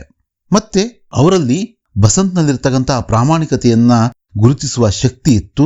ಹಾಗೇನೆ ಆತ ಗಾಯಾಳುವಾದಾಗ ಆತನಿಗೆ ಚಿಕಿತ್ಸೆಯ ಕೊಡಿಸುವ ಒಂದು ವ್ಯವಸ್ಥೆಯನ್ನ ಮಾಡ್ತಾರೆ. ಆತನ ಪರಿಸ್ಥಿತಿ ಬಗ್ಗೆ ಮರುಗ್ತಾರೆ. ಇವೆಲ್ಲವೂ ಕೂಡ ರಾಜಕಿಶೋರ್ ಅವರ ಮಾನವೀಯ ಗುಣಗಳನ್ನ ನಮಗೆ ಪರಿಚಯಿಸ್ತವೆ. 2ನೇ ಪ್ರಶ್ನೆ, ಬಸಂತ್ ಇಮಾನ್ದಾರ್ ಲಡ್ಕಾ ಹೈ ಕೈಸೆ? ಬಸಂತ್ ಒಬ್ಬ ಪ್ರಾಮಾಣಿಕ ಹುಡುಗ ಹೇಗೆ? ಇದು ಸಹ ಮುಖ್ಯವಾದ ಪ್ರಶ್ನೆ. ಮೊದಲ ಪ್ರಶ್ನೆ ಮತ್ತು 2ನೇ ಪ್ರಶ್ನೆ ತುಂಬಾ ಮುಖ್ಯವಾದ ಪ್ರಶ್ನೆಗಳು. ಇವನ್ನ ನಾವು ಕಂಪಲ್ಸರಿ ಅಭ್ಯಾಸ ಮಾಡೋದು ಒಳ್ಳೆಯದು. बसंत ईमानदार लड़का है क्योंकि वह बिना मेहनत किए राजकिशोर से पैसे लेना नहीं चाहता है. जब वह दुर्घटना के कारण राजकिशोर के पैसे नहीं लौटा पाता है तो अपने भाई के हाथ पैसे उनके घर भिजवाता है. बसंत ಒಬ್ಬ ಪ್ರಾಮಾಣಿಕ ಹುಡುಗ. ಹೇಗೆಂದ್ರೆ ಅವನು ಕಷ್ಟಪಡದೆ ರಾಜ್ಕಿಶೋರರು ಕೊಟ್ಟ ಹಣವನ್ನ ತೆಗೆದುಕೊಳ್ಳುವುದಿಲ್ಲ. ಅದನ್ನ ಆತ ಭಿಕ್ಷೆ ಅಂತ ಭಾವಿಸ್ತಾನೆ. ತಾನು ಅಪಘಾತದಲ್ಲಿ ಗಾಯಗೊಂಡು ರಾಜ್ಕಿಶೋರರ ಹಣವನ್ನು ಹಿಂದಿರುಗಿಸಲಾಗದೇ ಇದ್ದಾಗ ತನ್ನ ತಮ್ಮನ ಕೈಯಲ್ಲಿ ಹಣವನ್ನು ಹಿಂದಿರಿಸಲು ಕಳಿಸುತ್ತಾನೆ. ಇವೆಲ್ಲದರಿಂದ ನಾವೇನು ಅಂತ ಪರಿಗಣಿಸಬಹುದು, ಬಸಂತ್ ಒಬ್ಬ ಪ್ರಾಮಾಣಿಕ ಹುಡುಗ ಅಂತ ನಾವು ತಿಳಿಬಹುದು. ಅದೇ ರೀತಿ ಈ ಆನ್ಸರ್ನ ನಾವು ಬರಿಬೇಕು. ಮೂರನೆಯ ಪ್ರಶ್ನೆ, ಬಸಂತ್ और ಪ್ರತಾಪ್ ಅಹಿರ್ ಕೆ ಘರ್ ಮೇ ಕ್ಯೂ ರಹತೆ ಹೈ? ಬಸಂತ್ ಮತ್ತು ಪ್ರತಾಪ ಇವರೊಬ್ಬ ಗೊಲ್ಲರ ಮನೆಯಲ್ಲಿ, ಅಹಿರರು ಅಂದ್ರೆ ಗೊಲ್ಲರು, ಯಾದವರು ಅಂತೀವಲ್ಲ, ಅವ್ರ ಮನೆಯಲ್ಲಿ ಯಾಕಿದ್ರು ಅನ್ನೋದು ಪ್ರಶ್ನೆ. बसंत और प्रताप अहिर के घर में रहते थे क्योंकि उनके माता पिता को दंगों के दिनों में किसी ने मार डाला था. उन दोनों के लिए कोई सहारा नहीं था, इसलिए वे अहिर के घर में रहते थे. ಬಸಂತ್ ಮತ್ತು ಪ್ರತಾಪ್ ಆ ಗೊಲ್ಲರ ಮನೆಯಲ್ಲಿ ಆಶ್ರಯವನ್ನು ಪಡೆದಿದ್ರು. ಆ ಯಾದವರ ಮನೆಯಲ್ಲಿ ಅವರ ತಂದೆ ತಾಯಿ ಯಾವುದೋ ಒಂದು ಗುಂಪು ಘರ್ಷಣೆಗೆ ಬಲಿಯಾಗಿದ್ರು. ಅವರಿಬ್ಬರಿಗೆ ಬೇರೆ ಯಾವುದೇ ಆಶ್ರಯವಿಲ್ಲದ್ದರಿಂದ ಅವರು ಆ ಯಾದವರ ಮನೆಯಲ್ಲಿ ಆಶ್ರಯವನ್ನ ಪಡೆದಿದ್ರು. ನಾಲ್ಕನೆಯ ಒಂದು ಪ್ರಶ್ನೆಯನ್ನು ನಾವು ನೋಡೋದಾದ್ರೆ, ಬಸಂತ್ ನೇ ರಾಜ್ಕಿಶೋರ್ ಕೋ ಛಲ್ನಿ ಖರೀದನೆ ಕೆ ಲಿಯೆ ಕಿಸ್ ತರಹ ಪ್ರೇರಿತ್ ಕಿಯಾ? ಬಸಂತ್ ರಾಜ್ಕಿಶೋರ್ಗೆ ಈ ಸೋಸುಗವನ್ನ, ಈ ಕಾಫಿ ಸೋಸ್ತಾರಲ್ಲ, ಈ ಜರಡಿ ಅಂತದ್ದು, ಅದನ್ನ ನೀವು ಖರೀದಿಸಲೇಬೇಕು ಅಂತ ಹೇಳ್ಬಿಟ್ಟು ಪ್ರೇರೇಪಿಸಿದ. ಇದರಲ್ಲಿ ಆತನ ವ್ಯವಹಾರದ ಚತುರತೆಯನ್ನ ನಾವು ನೋಡಬಹುದು. ಅದನ್ನೇ ನಾವಿಲ್ಲಿ ಬರೀಬೇಕು. बसंत ने राजकिशोर को छलनी खरीदने के लिए कई तरह से प्रेरित किया. उसने कहा, साहब छलनी लीजिए, दूध चाय छानिए. राजकिशोर के मना करने पर भी वह छलनी बेचने में सफल हुआ. ಬಸಂತ್ ರಾಜ್ಕಿಶೋರ್ಗೆ ಆ ಸೋಸುಗವನ್ನು ಕೊಳ್ಳುವಂತೆ ವಿವಿಧ ರೀತಿಯಲ್ಲಿ ಪ್ರೇರೇಪಿಸ್ತಾನೆ. ಅವನು ರಾಜ್ಕಿಶೋರ್ಗೆ ಹೀಗೆಂದು ಹೇಳಿದ, ಸಾಹೇಬ್ರೆ ಇದನ್ನ ಕೊಳ್ಳ್ರಿ, ಇದರಿಂದ ಹಾಲು ಟೀ ಮುಂತಾದವನ್ನ ಸೋಸ್ರಿ. ಮೊದಲು ರಾಜ್ಕಿಶೋರರು ನಿರಾಕರಿಸ್ತಾರೆ. ನಂತರ ಬಸಂತನು ಹೇಗೋ ಹಾಗೆ ಮಾಡಿ ಆ ಸೋಸುಗವನ್ನ ಮಾರುವಲ್ಲಿ ಯಶಸ್ಸಾಗ್ತಾನೆ. ಇಷ್ಟನ್ನು ನಾವು ಈ ಪ್ರಶ್ನೆಗೆ ಉತ್ತರವಾಗಿ ಬರೀಬೇಕು. ಐದನೆಯ ಪ್ರಶ್ನೆಯನ್ನ ನಾವು ನೋಡೋದಾದ್ರೆ, Basant Rajkishore K pass Q ನಹಿ ಲೌಟಾ? ಬಸಂತ್ ₹1 ನೋಟನ್ನ ಇಸ್ಕೊಂಡು, ಇದನ್ನ ಚಿಲ್ಲರೆ ಮಾಡಿಸ್ಕೊಂಡ್ ಬರ್ತೀನಿ, ನೀವಿಲ್ಲೇ ಇರ್ರಿ, ತಕ್ಷಣ ಬಂದೆ ಅಂತ ಹೊರಡ್ತಾನಲ್ಲ, ವಾಪಸ್ ಯಾಕೆ ಬರಲಿಲ್ಲ ಅನ್ನೋದು ಪ್ರಶ್ನೆ. ಬಸಂತ್ जब नोट बनाकर लौट रहा था तो मोटर गाड़ी के नीचे उसकी टांगें कुचली गई थी. इस कारण वह राजकिशोर के पास नहीं लौटा. ಬಸಂತನು ಚಿಲ್ಲರೆಯೊಂದಿಗೆ ಹಿಂದಿರುಗುತ್ತಿರುವಾಗ ಮೋಟಾರಿನ ಕೆಳಗೆ ಸಿಲುಕಿ ಅವನ ಕಾಲುಗಳು ಜಜ್ಜಿ ಹೋಗಿದ್ದವು. ಹೀಗಾಗಿ ಅವನು ಅಂದ್ರೆ ಬಸಂತನು ರಾಜ್ಕಿಶೋರ್ರ ಬಳಿ ಹಿಂದಿರುಗೋದಕ್ಕೆ ಸ್ವಲ್ಪ ಸಾಧ್ಯ ಆಗಲಿಲ್ಲ. ನಂತರ ಆತ ತನ್ನ ತಮ್ಮ ಪ್ರತಾಪ್ನ ಕೈಯಲ್ಲಿ ದುಡ್ಡನ್ನು ಕಳಿಸ್ತಾನೆ. ಅದು ಇನ್ನೊಂದು ವಿಷಯ. ಆರನೇ ಪ್ರಶ್ನೆ, ಕೊನೆಯ ಪ್ರಶ್ನೆ, ಈ ಪಾಠದ ಮುಖ್ಯ ಪ್ರಶ್ನೆಗಳಲ್ಲಿ ಕೊನೆಯ ಪ್ರಶ್ನೆ. ಬಸಂತ್ ರಾಜ್ಕಿಶೋರ್ ಸೆ 2 पैसे लेने से क्यों इनकार करता है? ಬಸಂತ ರಾಜ್ಕಿಶೋರ್, ನಿನಗೆ ಲಾಭ ಎಷ್ಟು ಬರುತ್ತಪ್ಪ, 2 ಪೈಸೆನಾ, ತಗೋ ಈ 2 ಪೈಸೆ ಇಟ್ಕೋ, ನನಗೆ ಈ ಸೋಸುಗ ಬೇಡ ಅಂತ ಹೇಳ್ತಾರಲ್ಲ, ಆಗ ಅದನ್ನು ತಗೊಳ್ಳೋದಕ್ಕೆ ನಿರಾಕರಿಸ್ತಾನೆ ನಮ್ಮ ಬಸಂತ್. ಯಾಕೆ ಅಂತ ನಾವು ಇಲ್ಲಿ ಬರಿಬೇಕು. बसंत राजकिशोर से 2 पैसे लेने से इनकार करता है क्योंकि बिना कोई वस्तु खरीदे जो पैसे राजकिशोर दे रहे थे वह उसे भीख लग रही थी. ಬಸಂತ್ನು ರಾಜ್ಕಿಶೋರ್ರಿಂದ 2 ಪೈಸೆಗಳನ್ನು ಪಡೆಯಲು ನಿರಾಕರಿಸುತ್ತಾನೆ. ಏಕೆಂದ್ರೆ ಯಾವುದೇ ವಸ್ತುವನ್ನು ಕೊಳ್ಳದೆ ರಾಜ್ಕಿಶೋರ್ ನೀಡುತ್ತಿದ್ದ ಆ ಹಣ ಆತನಿಗೆ ಭಿಕ್ಷೆಯಂತೆ ತೋರುತ್ತಿತ್ತು. ಈ ಪಾಠವು ಒಟ್ಟು 4 ಅಂಕಗಳ ವೇಟೇಜ್ ಹೊಂದಿದ್ದು 1 ಅಂಕದ 1 ಪ್ರಶ್ನೆ ಮತ್ತು 3 ಅಂಕಗಳ 1 ದೋಹೆಯ ಭಾವಾರ್ಥವನ್ನ ಕೇಳಲಾಗುತ್ತದೆ. ಮೊದಲು 1 ಅಂಕದ ಪ್ರಶ್ನೆಗಳಿಗೆ ಉತ್ತರಿಸೋಣ. ಭಾವಾರ್ಥವನ್ನ ಸರಳ ಮತ್ತು ಅತಿ ಸರಳ 2 ವಿಧಾನಗಳಲ್ಲಿ ವಿವರಿಸಲಾಗಿದೆ. ನಿಮಗೆ ಯಾವ ಬಗೆ ಸೂಕ್ತವೋ ಅದರಂತೆ ಅಭ್ಯಾಸ ಮಾಡಿ. ಮೊಟ್ಟ ಮೊದಲ ಪ್ರಶ್ನೆ, ತುಳಸಿದಾಸ್ ಶರೀರ್ ಕೋ ಕ್ಯಾ ಮಾನ್ತೆ ಹೈ?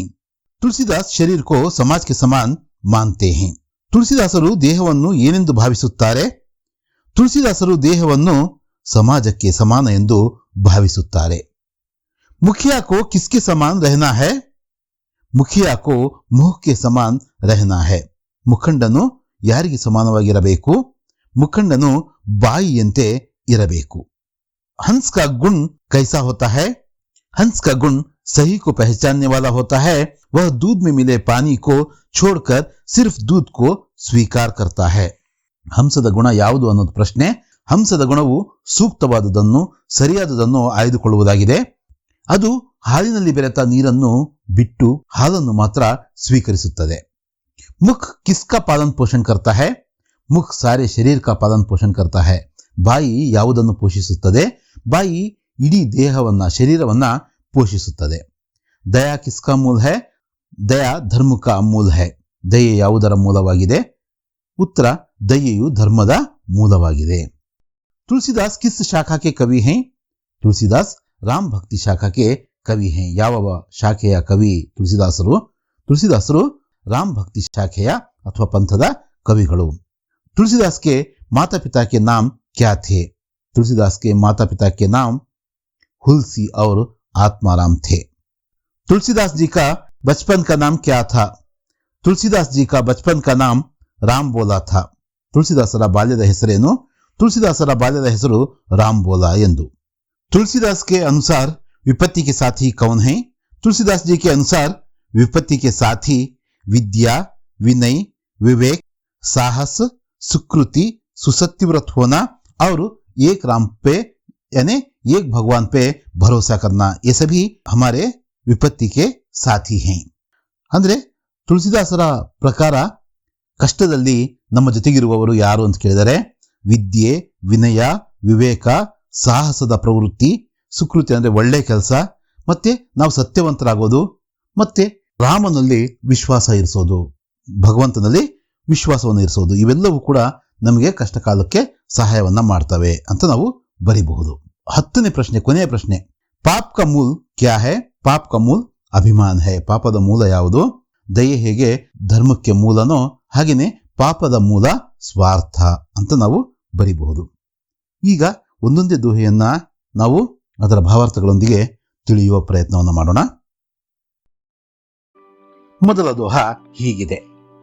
ಮುಖಿಯಾ ಮುಖ್ಸೋ ಚಾಹಿಯೇ ಖಾನ್ ಪಾನ್ ಕೋ ಏಕ್, ಪಾಲೆ ಪೋಸೆ ಸಕಲ್ ಅಂಗ್, ತುಳಸಿ ಸಹಿತ್ ವಿವೇಕ್. ಭಾವಾರ್ಥವನ್ನ ಹೀಗೆ ಬರೀಬೇಕು. ಅಂದ್ರೆ ಎಲ್ಲಾ ದೋಹೆಗಳು ಕೂಡ ಆ ಮೊದಲ 2 ಸಾಲುಗಳನ್ನ ಸೇಮೆ ಬರೀಬೇಕು.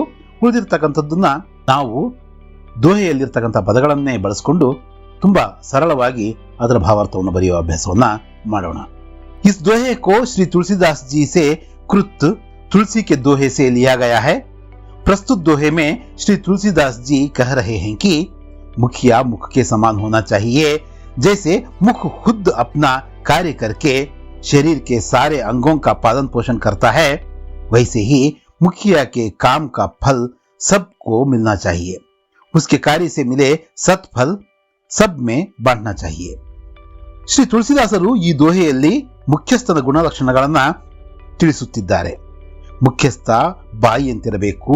ಹೇಗೆ ಅದು ತನ್ನ ಕೆಲಸದ ಲಾಭವನ್ನ ಇಡೀ ದೇಹದ ಅಂಗಾಂಗಗಳಿಗೆ ಯಾವುದೇ ಭೇದ ಭಾವವಿಲ್ಲದೆ ರವಾನಿಸುತ್ತದೆಯೋ ಹಾಗೆಯೇ ಮುಖ್ಯಸ್ಥನಾದವನು ತನ್ನ ಕಾರ್ಯದ ಸತ್ಫಲಗಳನ್ನ ಸಮಾಜದ ಎಲ್ಲರಿಗೂ ತಲುಪಿಸುವಂತಾಗಬೇಕು. ಯಾವುದೇ ಭೇದ ಭಾವ ಇರಬಾರದು ಎಂದಿದ್ದಾರೆ. ಅಂದ್ರೆ ಈ ದೋಹೆಯ ಭಾವಾರ್ಥವನ್ನ ಇನ್ನೂ ಸರಳವಾಗಿ ಹೇಗೆ ಬರಿಬೇಕು ಅನ್ನೋದನ್ನ ನೋಡೋಣ. ಮೊದಲ 2 ಲೈನು ಮೊದಲೇ ತಿಳಿಸಿದಂಗೆ ಯಾವುದೇ ದೋಹ ಕೇಳಿದ್ರು ಕೂಡ ಬರೀಬೇಕು. ಈಗ ಯಾವುದು ದೋಹ ಅನ್ನೋದನ್ನು ನೋಡಿ ಅಲ್ಲಿರ್ತಕ್ಕಂಥ ಪದಗಳನ್ನೇ ಬಳಸಿ ನಾವು ಭಾವಾರ್ಥ ಬರೆಯೋದಕ್ಕೆ ಪ್ರಯತ್ನ ಪಡೋಣ. ಮುಖಿಯಾ ಮುಖ ಕೆ ಸಮಾನ್ ಹೋನಾ ಚಾಹಿಯೇ, ವಹ ಖುದ್ ಖಾನ್ ಪಾನ್ ಕರ್ತಾ ಹೈ, पूरे अंगों का पालन पोषण करता है. तुलसीदास कहते हैं कि इसी में विवेक है. ಹೀಗೆ ಅತ್ಯಂತ ಸರಳವಾಗಿ ನಾವು ಅದರ ಭಾವಾರ್ಥವನ್ನ ಬರೆದರಾಯಿತು. ಈಗ 2ನೇ ದೋಹ ನೋಡೋಣ. जड़ चेतन गुण दोषमय विश्व की न करतार, संत हंस गुण गही पाए परिहरे वारी विकार. इस दोहे को श्री तुलसीदास जी से कृत तुलसी के दोहों से लिया गया है. प्रस्तुत दोहे में श्री तुलसीदास जी कह रहे हैं कि संत हंस की तरह होना चाहिए. सृष्टिकर्ता ने इस संसार को जड़ चेतन और गुण दोषों के साथ बनाया है. अच्छे बुरे ऐसे वैसों को मिलाकर ही इसका निर्माण किया गया है. हंस की तरह साधु लोग बुराइयों को छोड़कर अच्छे गुणों को अपनाते हैं. ಈ ದೋಹೆಯಲ್ಲಿ ಶ್ರೀ ತುಳಸಿದಾಸರು ಸಾಧು ಸಂತರನ್ನ ಹಂಸ ಪಕ್ಷಿಗೆ ಹೋಲಿಸಿದ್ದಾರೆ. ಸೃಷ್ಟಿಕರ್ತ ಒಳಿತು ಕೆಡುಕುಗಳೊಂದಿಗೆ ಈ ಜಗತ್ತನ್ನ ವಿಶ್ವವನ್ನ ಸೃಷ್ಟಿಸಿದ್ದಾನೆ. ಆದರೆ ಹಂಸ ಹೇಗೆ ಹಾಲಲ್ಲಿ ಬೆರೆತ ನೀರನ್ನ ಬಿಟ್ಟು ಹಾಲನ್ನು ಮಾತ್ರ ಸ್ವೀಕರಿಸುತ್ತದೋ ಹಾಗೆಯೇ ಸಂತನಾದವನು ಕೆಡುಕುಗಳಿಂದ ದೂರವಿದ್ದು ಒಳಿತನ್ನಷ್ಟೇ ಸ್ವೀಕರಿಸುತ್ತಾನೆ ಎಂದಿದ್ದಾರೆ. ಇಷ್ಟನ್ನು ಬರೆದಾದ ಮೇಲೆ ದೋಹೆಯಲ್ಲಿರುವ ಪದಗಳನ್ನೇ ಬಳಸಿ ಭಾವಾರ್ಥವನ್ನು ಬರೆಯೋಣ. जड़ चेतन गुण दोषों के साथ कर्ता ने विश्व को बनाया है। हम स्वरूपी संत विकारों को छोड़कर अच्छे गुण अपनाते हैं. ಕನಿಷ್ಠ ಇಷ್ಟನ್ನಂತೂ ನಾವು ಬರೆಯೋ ಅಭ್ಯಾಸ ಮಾಡಲೇಬೇಕು.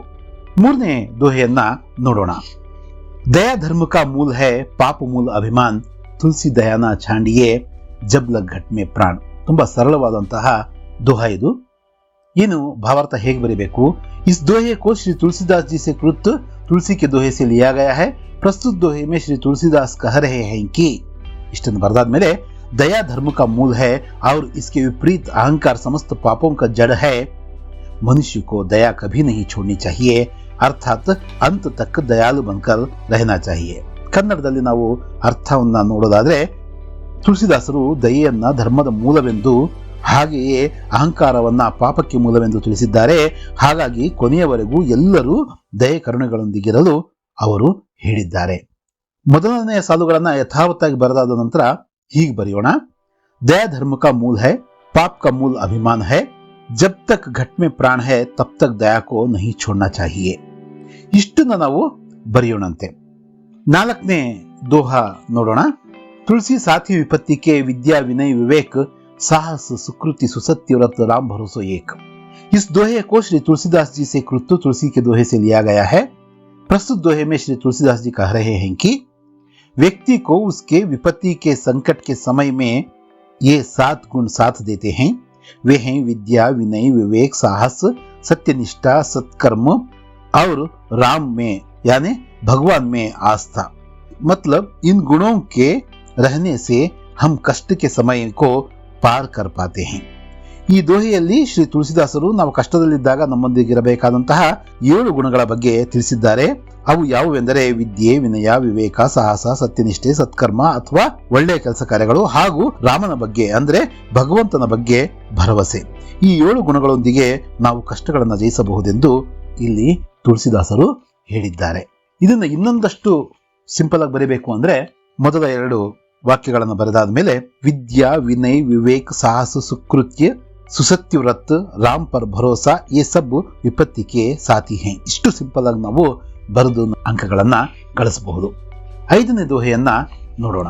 ರಾಮ ನಾಮ ಮನಿ ದೀಪ ಧರು जीह देहरी द्वार तुलसी भीतर बाहिरो जो चाहसी उजियार. इसका भावार्थ यह है कि इस दोहे को श्री तुलसीदास जी से कृत तुलसी के दोहे से लिया गया है.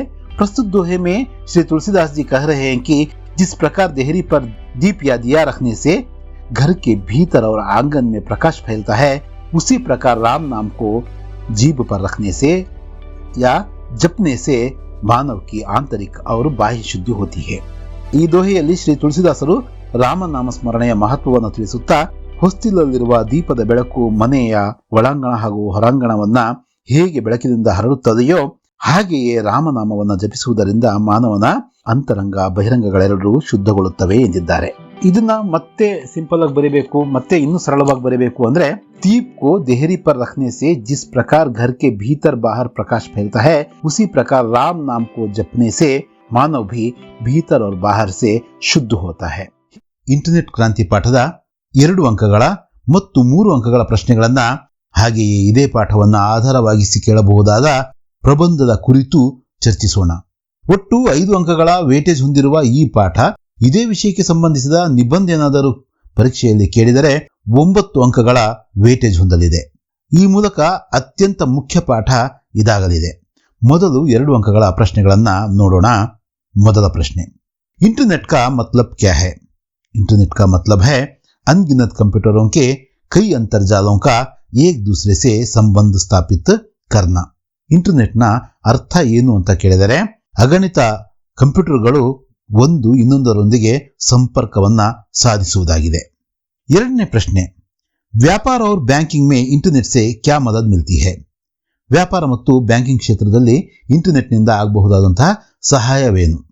व्यापार और बैंकिंग में इंटरनेट से बहुत मदद मिलती है. हम घर बैठे बैठे खरीदारी कर सकते हैं, बिल भर सकते हैं, दुनिया के किसी भी कोने में चाहे जितनी भी रकम हो भेज सकते हैं. ವ್ಯಾಪಾರ ಮತ್ತು ಬ್ಯಾಂಕಿಂಗ್ನ ಕ್ಷೇತ್ರದಲ್ಲಿ ಇಂಟರ್ನೆಟ್ನಿಂದ ಆಗಬಹುದಾದಂತಹ ಸಹಾಯವೇನು ಅಂತ ಕೇಳಿದರೆ ವ್ಯಾಪಾರ ಮತ್ತು ಬ್ಯಾಂಕಿಂಗ್ನ ಕ್ಷೇತ್ರದಲ್ಲಿ ಇಂಟರ್ನೆಟ್ನಿಂದ ಸಾಕಷ್ಟು ಸಹಾಯ ಸಿಕ್ಕಿದೆ. ನಾವು ಮನೆಯಲ್ಲಿ ಕೂತ್ಕೊಂಡೇ ಈ ಕೆಲವು ವೆಬ್ಸೈಟ್ಗಳು ಇರ್ತಾವಲ್ಲ, ಯಾವುದು ಫ್ಲಿಪ್ಕಾರ್ಟು, ಅಮೆಜಾನು, ಈ ಥರದ ವೆಬ್ಸೈಟ್ಗಳಿಂದ ಸಾಕಷ್ಟು ಖರೀದಿಯನ್ನು ಮಾಡ್ಕೋಬಹುದು, ನಾವು ಕೊಂಡ್ಕೋಬಹುದು. ವಿವಿಧ ಬಿಲ್ಗಳನ್ನು ನಾವು ಪೇ ಮಾಡಬಹುದು. ಮತ್ತು ಪ್ರಪಂಚದ ಯಾವುದೇ ಮೂಲೆಗೆ ಆಗಲಿ ಎಷ್ಟೇ ಅಮೌಂಟನ್ನು ನಾವು ಕಳಿಸ್ಬಹುದು. ರಕಮ್ ಅಂದರೆ ಮೊತ್ತ, ಹಣ ಆಗುತ್ತೆ. ಈ ಗವರ್ನೆನ್ಸ್ ಕ್ಯಾ ಹೈ? ಈ ಗವರ್ನೆನ್ಸ್ ಅಂದರೆ ಏನು ಅನ್ನೋದು ನೆಕ್ಸ್ಟ್ ಪ್ರಶ್ನೆ. ಇದು ಇಂಪಾರ್ಟೆಂಟ್ ಪ್ರಶ್ನೆ ಕೂಡ. ಈ ಆಡಳಿತ ಅಂತ ನಾವು ಕರಿತೀವಲ್ಲ ಅದು. ई गवर्नेंस द्वारा सरकार के सभी कामकाज का विवरण, अभिलेख, सरकारी आदेश आदि को यथावत लोगों को सूचित किया जा सकता है. ई गवर्नेंस से प्रशासन पारदर्शी होता है. ಈ ಗವರ್ನೆನ್ಸ್ನ ಮುಖಾಂತರ ಸರ್ಕಾರದ ಎಲ್ಲ ಕೆಲಸ ಕಾರ್ಯಗಳ ವಿವರಣೆ, ಅದರ ಅಭಿಲೇಖಗಳು, ಸರ್ಕಾರಿ ಆದೇಶ ಮುಂತಾದವನ್ನ ಯಾವ ರೀತಿ ಇರುತ್ತೋ, ಯಥಾವತ್ ಅಂದರೆ ಯಾವ ರೀತಿ ಇರುತ್ತೋ ಅದೇ ರೀತಿ ಜನರ ಎದುರಿಗೆ ತಂದು ಅದನ್ನು ವಿವರಿಸಬಹುದು, ಅದರ ಸೂಚನೆಯನ್ನು ಕೊಡಬಹುದು. ಈ ಆಡಳಿತದಿಂದ ನಮ್ಮ ಆಡಳಿತ ಏನಾಗುತ್ತೆ? ಪಾರದರ್ಶಕವಾಗುತ್ತೆ ಅಂತ ಇಲ್ಲಿ ಹೇಳಲಾಗಿದೆ. 3 ಅಂಕಗಳ ಒಟ್ಟು 4 ಪ್ರಶ್ನೆಗಳಿವೆ. ಅವನ್ನು ಕೂಡ ಈಗ ನೋಡೋಣ. ಸಂಚಾರ ವ ಸೂಚನಾ ಕೆ ಕ್ಷೇತ್ರ ಮೇ ಇಂಟರ್ನೆಟ್ ಕಾ ಕ್ಯಾ ಮಹತ್ವ ಹೈ? ಅಂದರೆ ದೂರಸಂಪರ್ಕ ಏನೋ ಒಂದು ಇಂಡಸ್ಟ್ರಿ ಇದೆಯೋ ಅದರಲ್ಲಿ ಇಂಟರ್ನೆಟ್ ಬಂದಾಗಲಿಂದ ಆಗಿರ್ತಕ್ಕಂಥ ಮಹತ್ವಪೂರ್ಣವಾದ ಬದಲಾವಣೆಗಳನ್ನು ನಾವು ಗಮನಿಸಬಹುದು. ಅದನ್ನು ನಾವಿಲ್ಲಿ ಬರೀಬೇಕು. ಸಂಚಾರ व सूचना के क्षेत्र में इंटरनेट का बहुत महत्व है. ಅದರ ಮಹತ್ವ ಸಾಕಷ್ಟಿದೆ ದೂರಸಂಪರ್ಕ ಕ್ಷೇತ್ರದಲ್ಲಿ. पहले इस क्षेत्र में दूरभाषा और चिट्ठी का प्रयोग होता था. ದೂರದಲ್ಲಿರ್ತಕ್ಕಂಥದ್ದನ್ನ ನಾವು ಸಂಪರ್ಕಿಸಬೇಕು, ಯಾವುದಾದ್ರು ವಿಷಯ ತಿಳಿಸಬೇಕು ಅಂದರೆ ನಾವೇನು ಮಾಡಬೇಕಾಗಿತ್ತು? ತುಂಬ ಅರ್ಜೆಂಟ್ ಇದ್ದರೆ ಟೆಲಿಗ್ರಾಮ್ ಮಾಡಬೇಕಾಗಿತ್ತು, ಇಲ್ಲ ಪತ್ರವನ್ನು ಬರೀಬೇಕಾಗಿತ್ತು.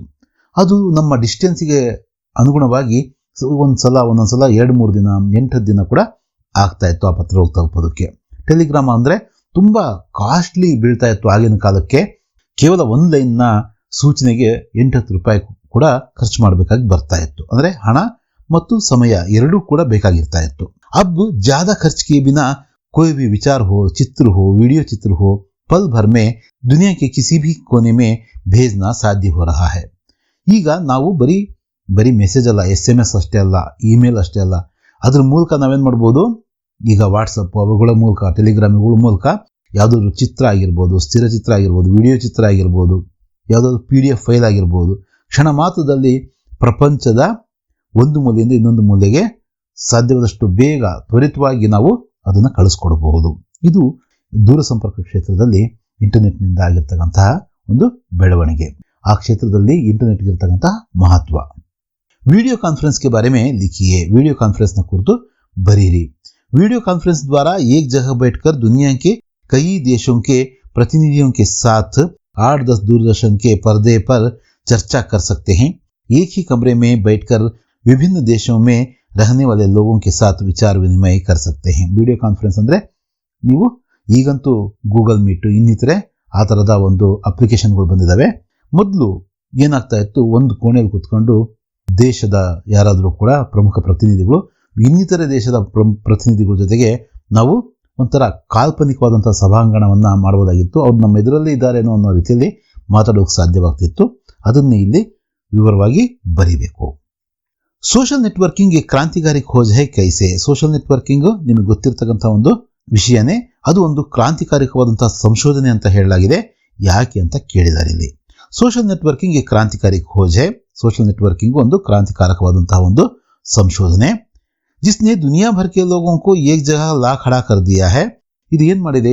ಈ ಸೋಷಿಯಲ್ ನೆಟ್ವರ್ಕಿಂಗ್ ಏನು ಫೇಸ್ಬುಕ್ಕು ಇನ್ನಿತರೆ ಏನು ಈ ಥರದ ಒಂದು ಸೈಟ್ಗಳಿದಾವೋ ಅವೇನು ಮಾಡಿದೆ? ಪ್ರಪಂಚದ ಎಲ್ಲ ಜನರನ್ನು ಒಂದು ಜಾಗಕ್ಕೆ, ಒಂದು ವೇದಿಕೆಗೆ ತಂದು ನಿಲ್ಲಿಸಿದಾವೆ.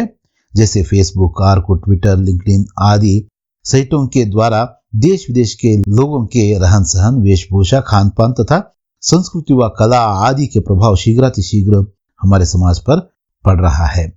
ಇಲ್ಲಿ ಉದಾಹರಣೆಗೆ ಫೇಸ್ಬುಕ್ ಹೇಳಿದ್ದಾರೆ, ಆರ್ಕುಟ್ ಹೇಳಿದ್ದಾರೆ, ಟ್ವಿಟರ್ ಇದ್ದಾರೆ, ಲಿಂಕ್ಡ್ಇನ್ ಇದೆ, ಇನ್ನು ಮುಂತಾದ ಸೈಟ್ಗಳು ಇದಾವೆ. ಈ ಥರದವು ಇವೆಲ್ಲ ಏನು ಮಾಡಿದಾವೆ?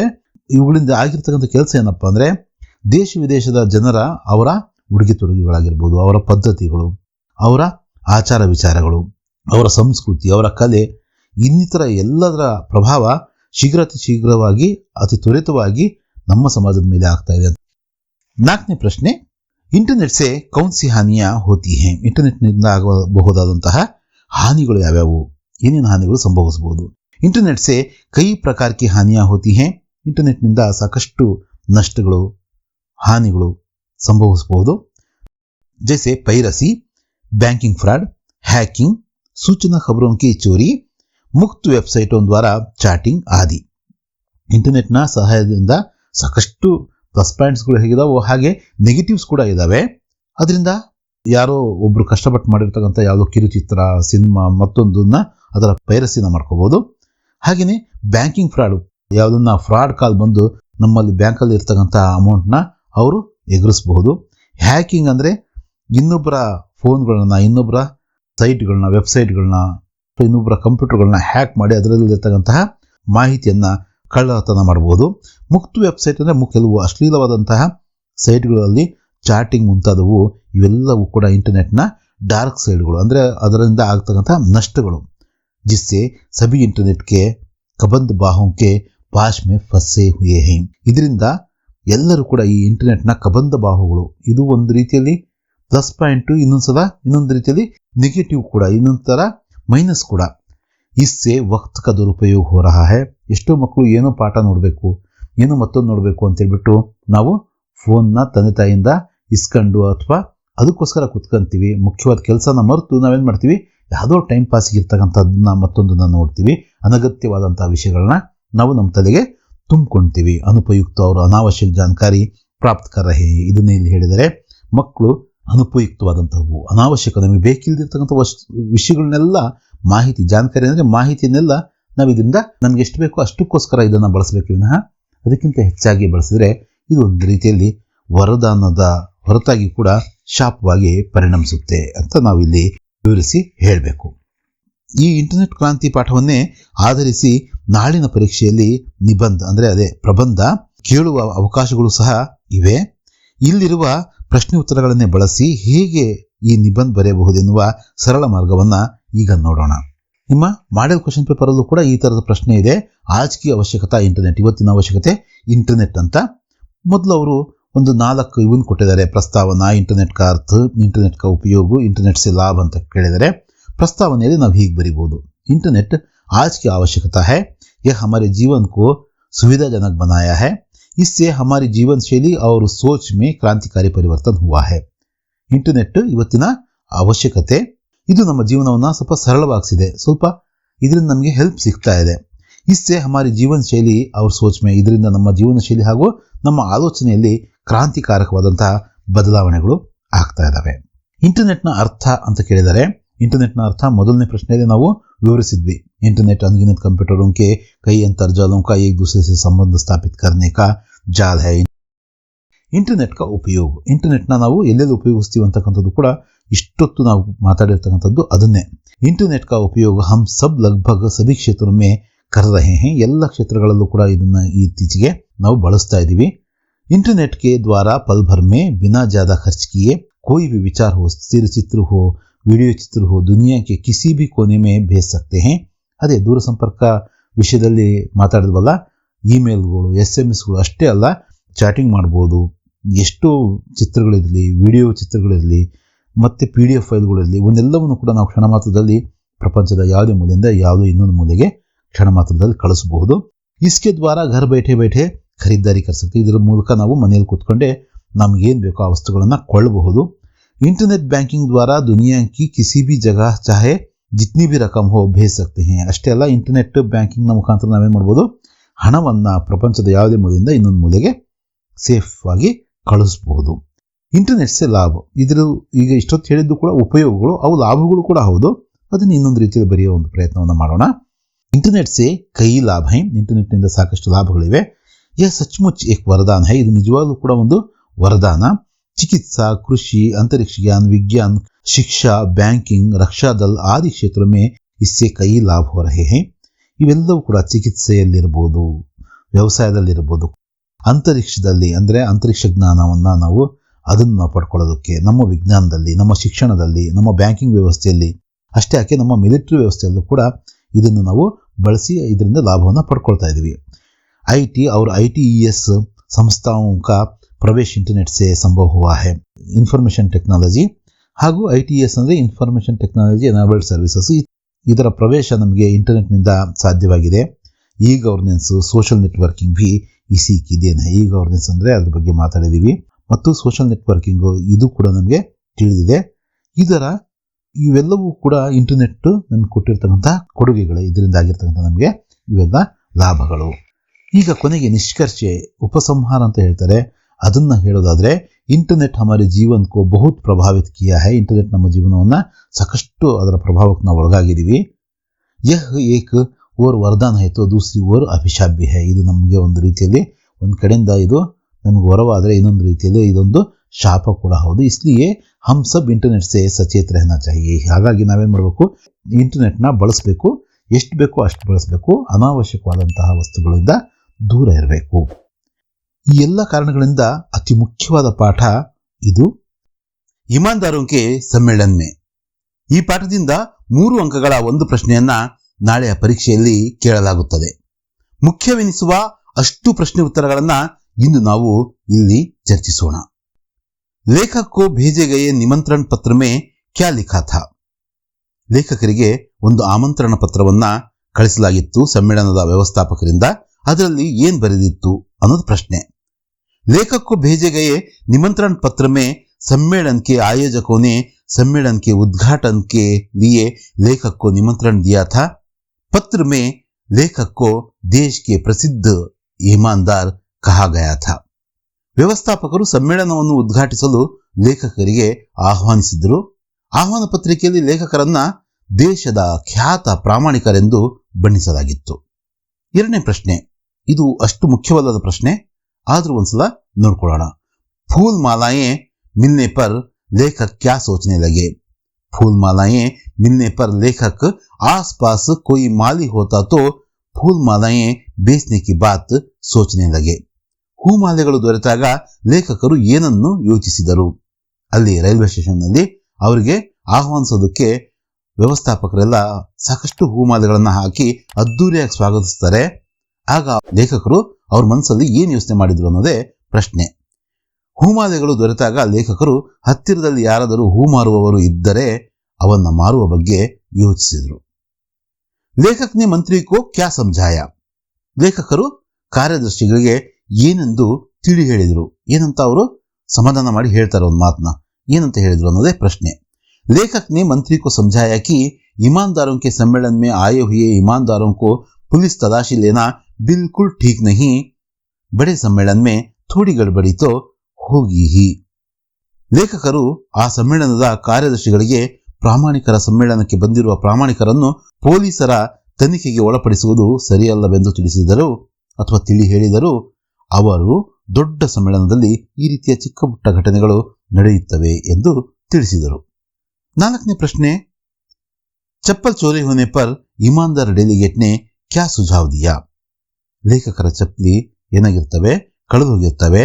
ಆಗ ಅವರಿಗೆ ಸಮಾಧಾನ ಮಾಡೋದಕ್ಕೆ ಅವರವೇ ಚಪ್ಪಲಿ ಹಾಕೊಂಡು ಬಂದಿರತಕ್ಕಂಥ ಒಬ್ರು ಪ್ರಾಮಾಣಿಕ ಅತಿಥಿಗಳು, ಡೆಲಿಗೇಟ್ ಅಂದ್ರೆ ಅತಿಥಿಗಳು, ಅವರಿಗೆ ಒಂದಷ್ಟು ಸಲಹೆಗಳನ್ನ ಕೊಡ್ತಾರೆ. ಆ ಸಲಹೆ ಏನು ಅನ್ನೋದೇ ಪ್ರಶ್ನೆ. चप्पल चोरी होने पर ईमानदार डेलीगेट ने चप्पलें एक जगह नहीं उतारने का सुझाव दिया. एक चप्पल से दूसरी चप्पल 10 फीट दूरी पर छोड़ने का उपाय भी सुझाया. ಚಪ್ಪಲಿ ಕಳುವಾದಾಗ ಪ್ರಾಮಾಣಿಕ ಅತಿಥಿಯೊಬ್ಬರು ಚಪ್ಪಲಿಗಳನ್ನ ಒಂದೇ ಕಡೆ ಬಿಡಬಾರದು, ಒಂದು ಚಪ್ಪಲಿಯನ್ನ ಒಂದು ಕಡೆ, ಇನ್ನೊಂದು ಚಪ್ಪಲಿಯನ್ನ ಇನ್ನೊಂದು ಕಡೆ ಸುಮಾರು 10 ಅಡಿ ದೂರದಲ್ಲಿ ಬಿಡಬೇಕು ಎಂದು ಸಲಹೆ ಕೊಟ್ಟರು. ಐದನೇ ಪ್ರಶ್ನೆ, ಇದು ಸ್ವಲ್ಪ ಮುಖ್ಯವಾದ ಪ್ರಶ್ನೆ. ಲೇಖಕನೇ ಕಮ್ರಾ ಛೋಡ್ಕರ್ ಜಾನೆ ಕಾ ನಿರ್ಣಯ ಕ್ಯೂ ಲಿಯಾ. ಲೇಖಕರು ಕೊಠಡಿಯನ್ನ ಬಿಡಲು ನಿರ್ಧರಿಸ್ತಾರೆ, ಅದು ಯಾಕೆ ಅನ್ನೋದೇ ಪ್ರಶ್ನೆ. ಲೇಖಕನೇ ಕಮ್ರಾ ಛೋಡ್ಕರ್ ಜಾನೆ ಕಾ ನಿರ್ಣಯ ಲಿಯಾ ಕ್ಯೂಂಕಿ वे जब से इस सम्मेलन को आए थे तब से कोई ना कोई सामान चोरी हो रहा था. कमरे में रखे गए एक एक चीज गायब हो रहे थे. अब सिर्फ वे खुद बचे थे और वे अपने को बचाना चाहते थे. ಲೇಖಕರು ಕೊಠಡಿಯನ್ನ ಬಿಡಲು ನಿರ್ಧರಿಸಿದರು, ಏಕೆಂದರೆ ಅವರು ಸಮ್ಮೇಳನಕ್ಕೆ ಬಂದಾಗಿನಿಂದಲೂ ಒಂದಲ್ಲ ಒಂದು ವಸ್ತು ಕಳುವಾಗುತ್ತಲೇ ಇತ್ತು. ಈಗ ಉಳಿದಿದ್ದು ಅವರೊಬ್ಬರೇ. ಅವರು ತಮ್ಮನ್ನು ತಾವು ಕಾಪಾಡಿಕೊಳ್ಳಬೇಕಿತ್ತು. ಹಾಗಾಗಿ ಅವರು ಆ ಹೋಟೆಲ್ನ ಆ ರೂಮನ್ನ ಬಿಟ್ಟು ತೆರಳಲು ನಿರ್ಧರಿಸ್ತಾರೆ. ಮುಖ್ಯ ಅತಿಥಿ ಕಿ ಬೇಯಿಮಾನಿ ಕಹಾ ದಿಖಾಯಿ ದೇತಿ ಹೈ. ಆರನೇ ಪ್ರಶ್ನೆಯನ್ನು, ಮುಖ್ಯ ಅತಿಥಿಯ ಅಪ್ರಾಮಾಣಿಕತೆ ಎಲ್ಲಿ ಕಾಣಸಿಗುತ್ತದೆ. ಮುಖ್ಯ ಅತಿಥಿಗಳಂದ್ರೆ ಇಲ್ಲಿ ಲೇಖಕರೇ. ಅವರ ಅಪ್ರಾಮಾಣಿಕತೆ ನಮಗೆ ಈಗಿನ ಕಾಲಮಾನಕ್ಕೆ ಯೋಚನೆ ಮಾಡಿದರೆ ಅದು ಅಪ್ರಾಮಾಣಿಕತೆ ಅನ್ಸಲ್ಲ. ಯಾಕಂದರೆ ಅವರು ತಮ್ಗೆ ಹಾಕಿರ್ತಕ್ಕಂಥ ಹೂಗಳನ್ನ ಮಾರಬೇಕು ಅಂದ್ಕೊಂತಾರೆ. ತಮಗಾಗಿರ್ತಕ್ಕಂಥ ಫಸ್ಟ್ ಫೇರ್ನ ದರ್ಜೆಯ ಭತ್ಯೆ ಪಡೆದು 2ನೇ ದರ್ಜೆಯಲ್ಲಿ ಪ್ರಯಾಣಿಸ್ತಾರೆ. ಅದಂತಹ ದೊಡ್ಡ ಅಪ್ರಾಮಾಣಿಕತೆ ಅಲ್ಲ. ಆದರೂ ಕೂಡ ಸ್ವಯಂ ಲೇಖಕರಾದಂತಹ ಹರಿಶಂಕರ್ ಪರ್ಸಾಯಿ ಅವರ ದೃಷ್ಟಿಯಲ್ಲಿ ಅದು ಅಪ್ರಾಮಾಣಿಕತೆನೇ. ಅದನ್ನೇ ನಾವಿಲ್ಲಿ ಬರಿಬೇಕು. मुख्य अतिथि की बेईमानी कहीं कहीं दिखाई देती है। वे पहले दर्जे का किराया लेकर दूसरे दर्जे में सफर करते हैं और वे खुद इस बात को मानते हैं कि ईमान से उन्हें कोई लेना देना नहीं, फिर भी ईमानदारों के सम्मेलन में भाग लेते हैं। मुख्य अतिथिಯ ಅಪ್ರಾಮಾಣಿಕತೆ ಪಾಠದಲ್ಲಿ ನಮಗೆ ಕೆಲವು ಕಡೆ ಕಾಣಸಿಗುತ್ತೆ. ಮೊದಲ ದರ್ಜೆಯ ಭತ್ಯೆ ಪಡೆದು 2ನೇ ದರ್ಜೆಯಲ್ಲಿ ಪ್ರಯಾಣಿಸುತ್ತಾರೆ. ಅವರು ಸ್ವತಃ ಪ್ರಾಮಾಣಿಕತೆಗೂ ತಮಗೂ ಸಂಬಂಧವಿಲ್ಲವೆಂದು ಹೇಳಿದ್ರು, ಹಾಗೆ ಭಾವಿಸಿದ್ರು. ಅವರು ಆ ಸಮ್ಮೇಳನದಲ್ಲಿ ಭಾಗವಹಿಸ್ತಾರೆ. ಅದು ಒಂದು ರೀತಿಯ ಅಪ್ರಾಮಾಣಿಕತೆಯ ಪಟ್ಟಿಯಲ್ಲೇ ಬಂದು ಸೇರುತ್ತೆ. ಮುಂದಿನ ಪ್ರಶ್ನೆ, ಇದು 4-6 ವಾಕ್ಯಗಳಲ್ಲಿ ಉತ್ತರಿಸಿ ಅಂತ ಕೇಳಿದರೆ, ನಿಮಗೆ ಈ ಪ್ರಶ್ನೆ ಆಗಿರಲಿ ಅಥವಾ 2 ಅಂಕದ ಪ್ರಶ್ನೆ ಆಗಿರಲಿ ಯಾವೂ ಇಲ್ಲ, 3 ಅಂಕದ ಪ್ರಶ್ನೆಗಳು ಮಾತ್ರ ಇರೋದ್ರಿಂದ ಇವು 2 ಭಾಗದಿಂದ ಯಾವುದಾದ್ರೂ ಒಂದು ಪ್ರಶ್ನೆನ ಕೇಳಬಹುದು. ಲೇಖಕ್ಕೆ ಧೂಪ್ ಕಾ ಚಶ್ಮಾ ಖೋ ಜಾನೆ ಕಿ ಘಟನಾ ಕಾ ವರ್ಣನ್ ಕೀಜಿಯೇ. ಲೇಖಕರು ತಮ್ಮ ಕನ್ನಡಕವನ್ನು, ತಂಪು ಕನ್ನಡಕವನ್ನು ಏನು ಮಾಡ್ತಾರೆ, ಕೂಲಿಂಗ್ ಗ್ಲಾಸ್ನ ಕಳ್ಕೊಳ್ತಾರಲ್ಲ, ಆ ಇಡೀ ಘಟನೆಯನ್ನು ನೀವು ವಿವರಿಸಿ ಅಂತ ಕೇಳಿದ್ದಾರೆ. लेखक ईमानदारों के सम्मेलन में भाग लेने के लिए आमंत्रित होकर एक कमरे में रुके थे। पहला दिन ही उनकी चप्पलों की चोरी हुई थी। अब दूसरे दिन के बैठक के बाद धूप का चश्मा भी खो गया था। एक सज्जन सहानुभूति प्रकट करने के लिए प्रस्तुत हुए। वे खुद लेखक का धूप का चश्मा पहन रखे थे. ಲೇಖಕರು ಪ್ರಾಮಾಣಿಕರ ಸಮ್ಮೇಳನದಲ್ಲಿ ಪಾಲ್ಗೊಳ್ಳಲು ಒಂದು ಕೊಠಡಿಯಲ್ಲಿ ತಂಗಿದ್ರು. ಮೊದಲ ದಿನವೇ ಅವರ ಚಪ್ಪಲಿಗಳು ಕಳುವಾದವು. 2ನೇ ದಿನದ ಸಭೆಯ ಬಳಿಕ ಅವರ ತಂಪು ಕನ್ನಡಕವು ಅಂದರೆ ಕೂಲಿಂಗ್ ಗ್ಲಾಸ್ ಸಹ ಕಳುವಾಯಿತು. ಸಜ್ಜನರೊಬ್ಬರು ಸಹಾನುಭೂತಿಯನ್ನು ವ್ಯಕ್ತಪಡಿಸಲು ಅವರ ಹತ್ರ ಬರ್ತಾರೆ. ಅವರು ಸ್ವತಃ ಲೇಖಕರ ಆ ಕೂಲಿಂಗ್ ಗ್ಲಾಸ್ನ ಹಾಕ್ಕೊಂಡು ಅವರಿಗೆ ಸಮಾಧಾನ ಮಾಡ್ತಾರೆ. ಇದು ವಿಡಂಬನೆ, ವ್ಯಂಗ್ಯ. ಮುಂದಿನ ಪ್ರಶ್ನೆ ನೋಡೋದಾದ್ರೆ, ಮಂತ್ರಿ ತಥಾ ಕಾರ್ಯಕರ್ತಾओं के बीच में क्या वार्तालाप हुआ. ಆ ಕಾರ್ಯದರ್ಶಿಗಳು, ಆ ವ್ಯವಸ್ಥಾಪಕ ಮಂಡಳಿಯ ಕಾರ್ಯದರ್ಶಿಗಳೇನಿರ್ತಾರೋ ಅವರು ಮತ್ತು ಅವರ ಕಾರ್ಯಕರ್ತರು, ಸ್ವಯಂ ಕಾರ್ಯಕರ್ತರು ಏನಿದ್ದಾರೋ, ಸ್ವಯಂ ಸೇವಕರು, ಅವರ ನಡುವೆ ನಡೆದ ಮಾತುಕತೆ ಏನು ಅನ್ನೋದೇ ಪ್ರಶ್ನೆ. लेखक जब से ईमानदारों के सम्मेलन में आए थे तब से कोई ना कोई सामान चोरी हो रहा था.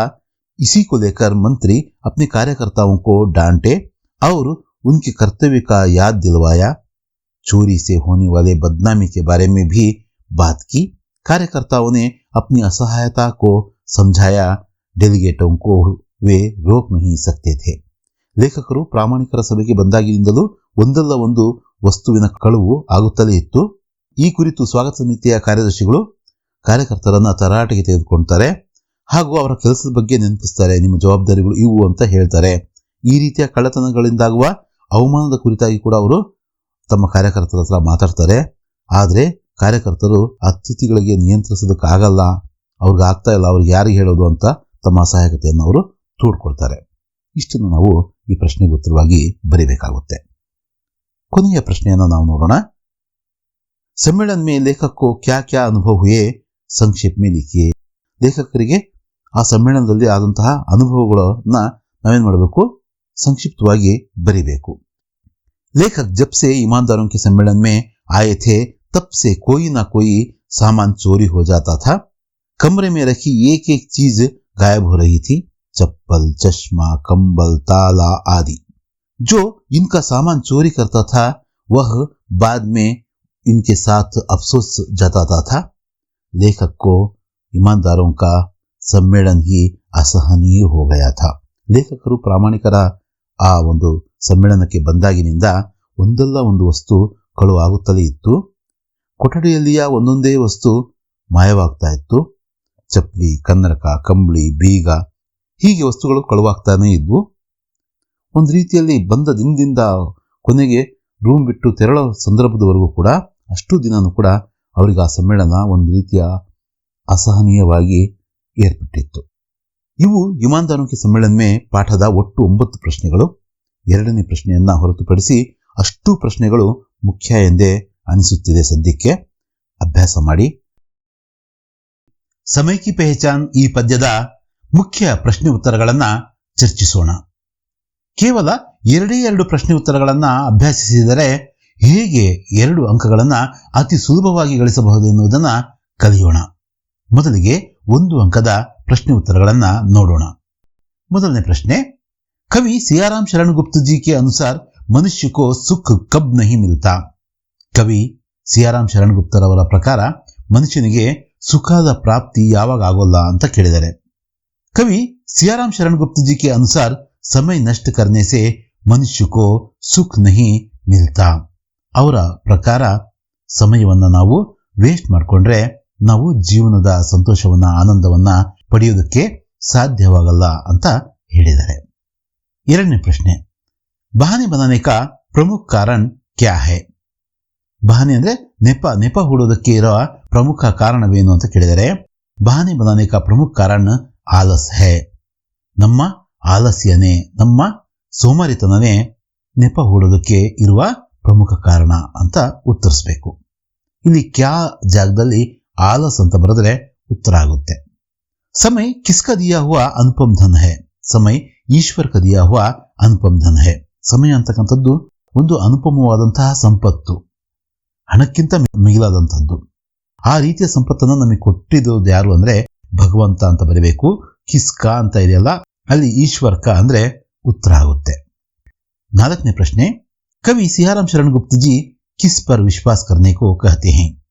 कवि सियाराम शरण गुप्त जी अपनी आत्मा पर विश्वास करने को कहते हैं.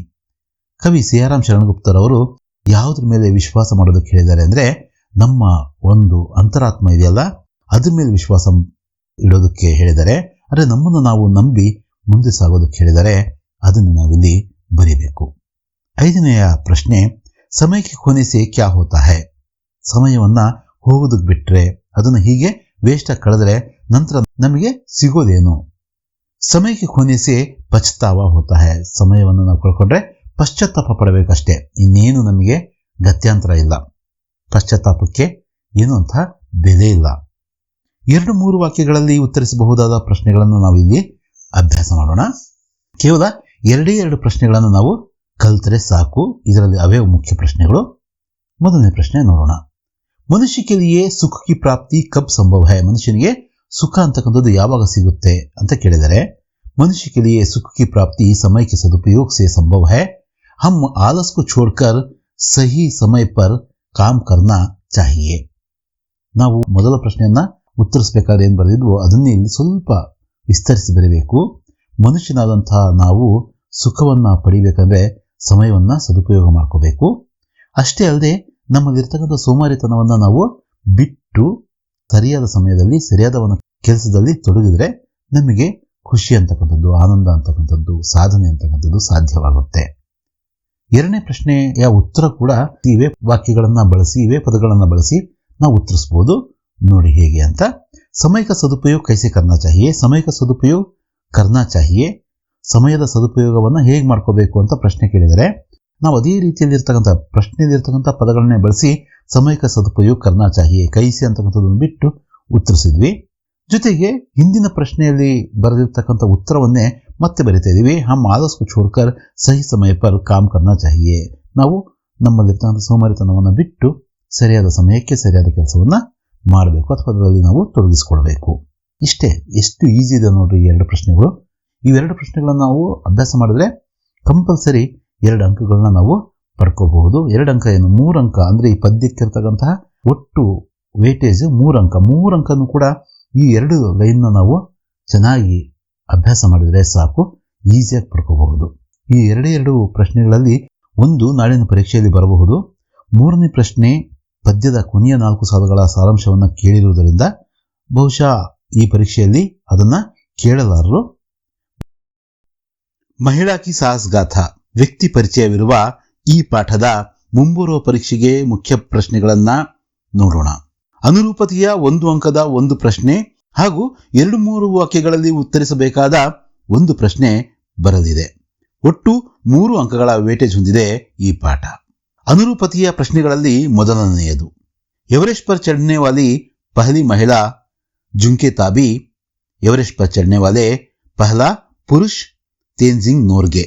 ಎವರೆಸ್ಟ್ ನ ಮೇಲೆ ಹತ್ತಿರತಕ್ಕಂಥ ಮೊದಲ ಮಹಿಳೆ ಜುಂಕೆ ತಾಬಿ ಆದ್ರೆ ಎವರೆಸ್ಟ್ ಮೇಲೆ ಹತ್ತಿರತಕ್ಕಂಥ ಮೊದಲ ಪುರುಷರು ಯಾರು ಅಂತ ಕೇಳಿದರೆ ಅದಕ್ಕೆ ಉತ್ತರ ತೇಂಜಿಂಗ್ ನೋರ್ಗೆ ಅಂತ ಬರೀಬೇಕು. ಎರಡನೇ ಪ್ರಶ್ನೆ, ಪಹಾಡ್, ಗಿರಿ, ಚೋಟಿ, ಶಿಖರ್. ಪಹಾಡ್ನ ಗಿರಿ ಅಂತ ಕರೆದ್ರೆ ಚೋಟಿ ಅಂದ್ರೆ ಶಿಖರ್ ಅಂತ ಕರಿಬಹುದು. ಕಾಲಾನಾಗ್ ಪರ್ವತ್, ಗಂಗೋತ್ರಿ, ಗ್ಲೇಷಿಯರ್. ಕಾಲಾನಾಗ್ ಪರ್ವತ ಆದ್ರೆ ಗಂಗೋತ್ರಿ ಏನು, ಅದು glacier. Colonel Khullar, major Kumar. Khullar ಅವರು ಕರ್ನಲ್ ಆದ್ರೆ ಮೇಜರ್ ಯಾರು ಅಂತ ಕೇಳಿದರೆ ಅದು ಕುಮಾರ್ ಅವರು. ಚಾಯ್ ಗರ್ಮ್, ಬರ್ಫ್ ಠಂಡಿ. ಚಹಾ ಬೆಚ್ಚಗಿದ್ರೆ, ಬರ್ಫ್ ಅಂದ್ರೆ ಮಂಜುಗಡ್ಡೆ, ಅದು ತಣ್ಣಗಿರುತ್ತೆ. ಬಿಚೇಂದ್ರಿ ಕೆ ಪಿತಾ ಕಿಶನ್ ಪಾಲ್ ಸಿಂಹ, ಬಿಚೇಂದ್ರಿ ಕಿ ಮಾತಾ ಹಂಸದೇಯಿ ನೇಗಿ. ಬಿಚೇಂದ್ರಿ ಅವರ ತಂದೆ ಕಿಶನ್ ಪಾಲ್ ಸಿಂಹ ಆದ್ರೆ ಅವರ ತಾಯಿ ಯಾರು ಅಂತ ಕೇಳಿದರೆ ಹಂಸದೇಯಿ ನೇಗಿ ಅಂತ ಬರೀಬೇಕು. ಹೀಗೆ ಅನುರೂಪತೆಯ ಪ್ರಶ್ನೆಗಳು ಇರ್ತವೆ. ಈಗ 2-3 ವಾಕ್ಯಗಳಲ್ಲಿ ಉತ್ತರಿಸಬಹುದಾದಂತಹ 2 ಅಂಕದ ಪ್ರಶ್ನೆ ಉತ್ತರಗಳನ್ನ ನೋಡೋಣ. ಬಿಚೇಂದ್ರಿ ಕಾ ಬಚ್ಪನ್ ಕೈಸೆ ಬೀತಾ. ಇದು ತುಂಬಾ ಮುಖ್ಯವಾದಂತಹ ಪ್ರಶ್ನೆ. ಬಿಚೇಂದ್ರಿ ಅವರ ಬಾಲ್ಯ ಹೇಗೆ ಕಳೀತು?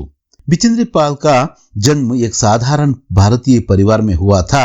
बिचेंद्री को स्कूल जाने के लिए रोज 5 किलोमीटर पैदल चलकर जाना था. ತುಂಬಾ ಸಿಂಪಲ್ ಆಗಿ ಉತ್ತರವನ್ನ ಬರೆಯೋಣಂತೆ. ಬಿಚೇಂದ್ರಿ ಪಾಲ್ ಅವರು ಹುಟ್ಟಿದ್ದು ಒಂದು ಸಾಧಾರಣ ಭಾರತೀಯ ಪರಿವಾರದಲ್ಲಿ. ಅವರು ಸ್ಕೂಲ್ಗೆ ಹೋಗ್ಬೇಕಂದ್ರೆ ಪ್ರತಿದಿನಾನು ಕೂಡ 5 ಕಿಲೋಮೀಟರ್ ನಡ್ಕೊಂಡು ಹೋಗಿ ನಡ್ಕೊಂಡು ಬರಬೇಕಾಗಿತ್ತು. ಎರಡನೇ ಪ್ರಶ್ನೆ, ಬಿಚೇಂದ್ರಿ ಪಾಲ್ ಕೆ ಪರಿವಾರ ಕಾ ಪರಿಚಯ ದೀಜಿಯೇ. ಅವರ ಕುಟುಂಬದ ಪರಿಚಯವನ್ನ ಕೇಳಿದರೆ ಬಿಚೇಂದ್ರಿ ಪಾಲ್ ಕೆ ಪರಿವಾರ ಕಾ ಪರಿಚಯ, ಇಲ್ಲಿರ್ತಕ್ಕಂತಹ ವರ್ಡ್ಸ್ನೆ ಬಳಸಿ ನಾವು ಮೊದಲನೇ ಸೆಂಟೆನ್ಸ್ ನ ಮಾಡಿದೀವಿ. ಉನ್ಕಾ ಜನ್ಮ ಏಕ್ ಸಾಧಾರಣ ಭಾರತೀಯ ಪರಿವಾರ ಮೇ ಹುವಾ, ಅದು ಹಿಂದಿನ ಪ್ರಶ್ನೆಯಲ್ಲಿರ್ತಕ್ಕಂತಹ ಸೆಂಟೆನ್ಸ್ ನ ಮತ್ತೆ ನಾವು ಬಳಸಿದೀವಿ. ಉನ್ಕಿ ಮಾತಾ ಹಂಸದೇಯಿ ನೇಗಿ ಅವ್ರ ಪಿತಾ ಕಿಶನ್ ಪಾಲ್ ಸಿಂಹ ಥೇ. ತಾಯಿ ತಂದೆಯ ಹೆಸರುಗಳನ್ನ ಬಳಸಿ ಬಿಚೇಂದ್ರಿ ಉನ್ಕೆ 5 ಸಂತಾನೋ ಮೇ ಸೆ ತೀಸರಿ ಥಿ. ಅವರ 5 ಸಂತಾನಗಳಲ್ಲಿ 5 ಮಕ್ಕಳಲ್ಲಿ ಇವರು 3ನೇವರು ಅಂತಕ್ಕಂಥ ಒಂದು ಮಾಹಿತಿಯನ್ನು ಕೂಡ ನಾವು ಕೊಟ್ಟಿದ್ದೀವಿ. ಇದು ಅವರ ಕುಟುಂಬದ ಸಂಕ್ಷಿಪ್ತ ಪರಿಚಯ. 3ನೇ ಪ್ರಶ್ನೆಯನ್ನು ನಾವು ನೋಡೋದಾದ್ರೆ, ಬಿಚೇಂದ್ರಿನೇ ಪರ್ವತಾರೋಹಣಕ್ಕೆ ಲಿಯೇ ಕಿನ್ ಕಿನ್ ಚೀಜೋಂ ಕಾ ಉಪಯೋಗ ಕಿಯಾ. ಬಿಚೇಂದ್ರಿ ಅವರು ಎವರೆಸ್ಟ್ ಶಿಖರವನ್ನ ಏರಬೇಕಾದ್ರೆ ಯಾವ ಯಾವ ವಸ್ತುಗಳನ್ನ ಅವರು ಬಳಸಿದ್ರು ಅಂತಕ್ಕಂಥದ್ದು. ಬಿಚೇಂದ್ರಿನೇ ಪರ್ವತಾರೋಹಣಕ್ಕೆ ಲಿಯೇ ಕೈ ಚೀಜೋಂ ಕಾ ಉಪಯೋಗ ಕಿಯಾ. ಮೊದಲನೇ ಸೆಂಟೆನ್ಸ್ ಪ್ರಶ್ನೆಯನ್ನ ಆಧರಿಸಿ ನಾವು ಬರೆದಿದ್ದೀವಿ. ಅವರು ಆ ಪರ್ವತಾರೋಹಣಕ್ಕಾಗಿ ಅನೇಕ ವಸ್ತುಗಳನ್ನ ಬಳಸಿದ್ರು. ಜೈಸೆ ಫಾವ್ಡಾ, ನೈಲಾನ್ ಕಿ ರಸ್ಸಿ, ಅವರು ಆಕ್ಸಿಜನ್ ಕಾ ಸಿಲಿಂಡರ್ ಆದಿ. ಅವರು ಏನೇನು ಬಳಸಿದ್ರು? ಫಾವ್ಡಾ ಅಂದ್ರೆ ಒಂದು ಚಲಿಕೆ ತರದ್ದು, ಮತ್ತೆ ನೈಲಾನ್ನ ಹಗ್ಗ ಹಾಗೂ ಆಕ್ಸಿಜನ್ನ ಒಂದು ಸಿಲಿಂಡರ್ ಕೂಡ ಅವರು ಬಳಸ್ತಾರೆ. ಅದನ್ನು ನಾವಿಲ್ಲಿ ಬರಿಬೇಕು. 4ನೇ ಒಂದು ಪ್ರಶ್ನೆಯನ್ನು ನೋಡೋದಾದ್ರೆ, ಎವರೆಸ್ಟ್ ಕಿ ಚೋಟಿ ಪರ್ ಪಹುಂಚ್ಕರ್ ಬಿಚೇಂದ್ರಿನೇ ಕ್ಯಾ ಕಿಯಾ. ಎವರೆಸ್ಟ್ನ ಮೇಲೆ ಶಿಖರದ ಮೇಲೆ ಹತ್ತಿ ಬಿಚೇಂದ್ರಿ ಅವರು ಏನ್ ಮಾಡಿದ್ರು? ಇದನ್ನು ಕೂಡ ಮುಖ್ಯ ಪ್ರಶ್ನೆ ಅಂತಾನೆ ನಾವು ಭಾವಿಸಬಹುದು.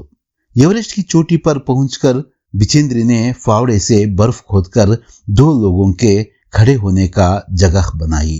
ಅವ್ರ ಮೇಲೆ ಹತ್ತಿದ ತಕ್ಷಣ ಏನ್ ಮಾಡ್ತಾರೆ, ನಾವು ಈಗ ತಲುಪಿದೀವಿ ಶಿಖರವನ್ನ ಅಂತ ಗೊತ್ತಾದ ನಂತರ ಅವ್ರೇನ್ ಮಾಡ್ತಾರೆ, ತಮ್ಮದಿರ್ತಕ್ಕಂಥ ಚಲಿಕೆಯಿಂದ ಇಬ್ರು ನಿಲ್ಲೋದಕ್ಕೆ ಆಗುವಷ್ಟು ಒಂದು ಪ್ಲೇಸ್ ನ ಮಾಡ್ಕೊಳ್ತಾರೆ. ಫಸ್ಟ್ ಅಲ್ಲಿ ನಿಲ್ಬೇಕು ಅವರು. ಹಾಗಾಗಿ ಮಾಥೆ ಪರ್ ಬರ್ಫ್ ಕೋ ಲಗಾಕರ್ ಸಾಗರ್ ಮಾಥೆ ಕೆ ತಾಜ್ ಕಾ ಚುಂಬನ್ ಕಿಯಾ.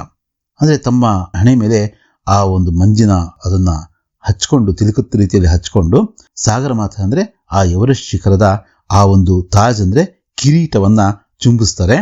ಅಂಗ್ ದೋರ್ಜಿ ಕೋ ಪ್ರಣಾಮ್ ಕಿಯಾ. ತಮ್ಮ ಗುರುಗಳಾದಂತಹ ಮಾರ್ಗದರ್ಶಕರಾದಂತಹ ಅಂಗ್ ದೋರ್ಜಿ ಅವರಿಗೆ ಅವರೇನ್ ಮಾಡ್ತಾರೆ, ಬಾಗಿ ನಮಸ್ಕಾರ ಮಾಡ್ತಾರೆ.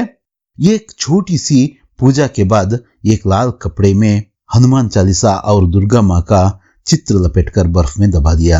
ಚೀಲದಲ್ಲಿ ತಂದಿರತಕ್ಕಂಥ ಹನುಮಾನ್ ಚಾಲಿಸಾ ಮತ್ತು ದುರ್ಗಾ ಮಾತೆಯ ಭಾವಚಿತ್ರಕ್ಕೆ ಅವರು ಸಣ್ಣ ಪೂಜೆಯನ್ನು ಸಲ್ಲಿಸ್ತಾರೆ.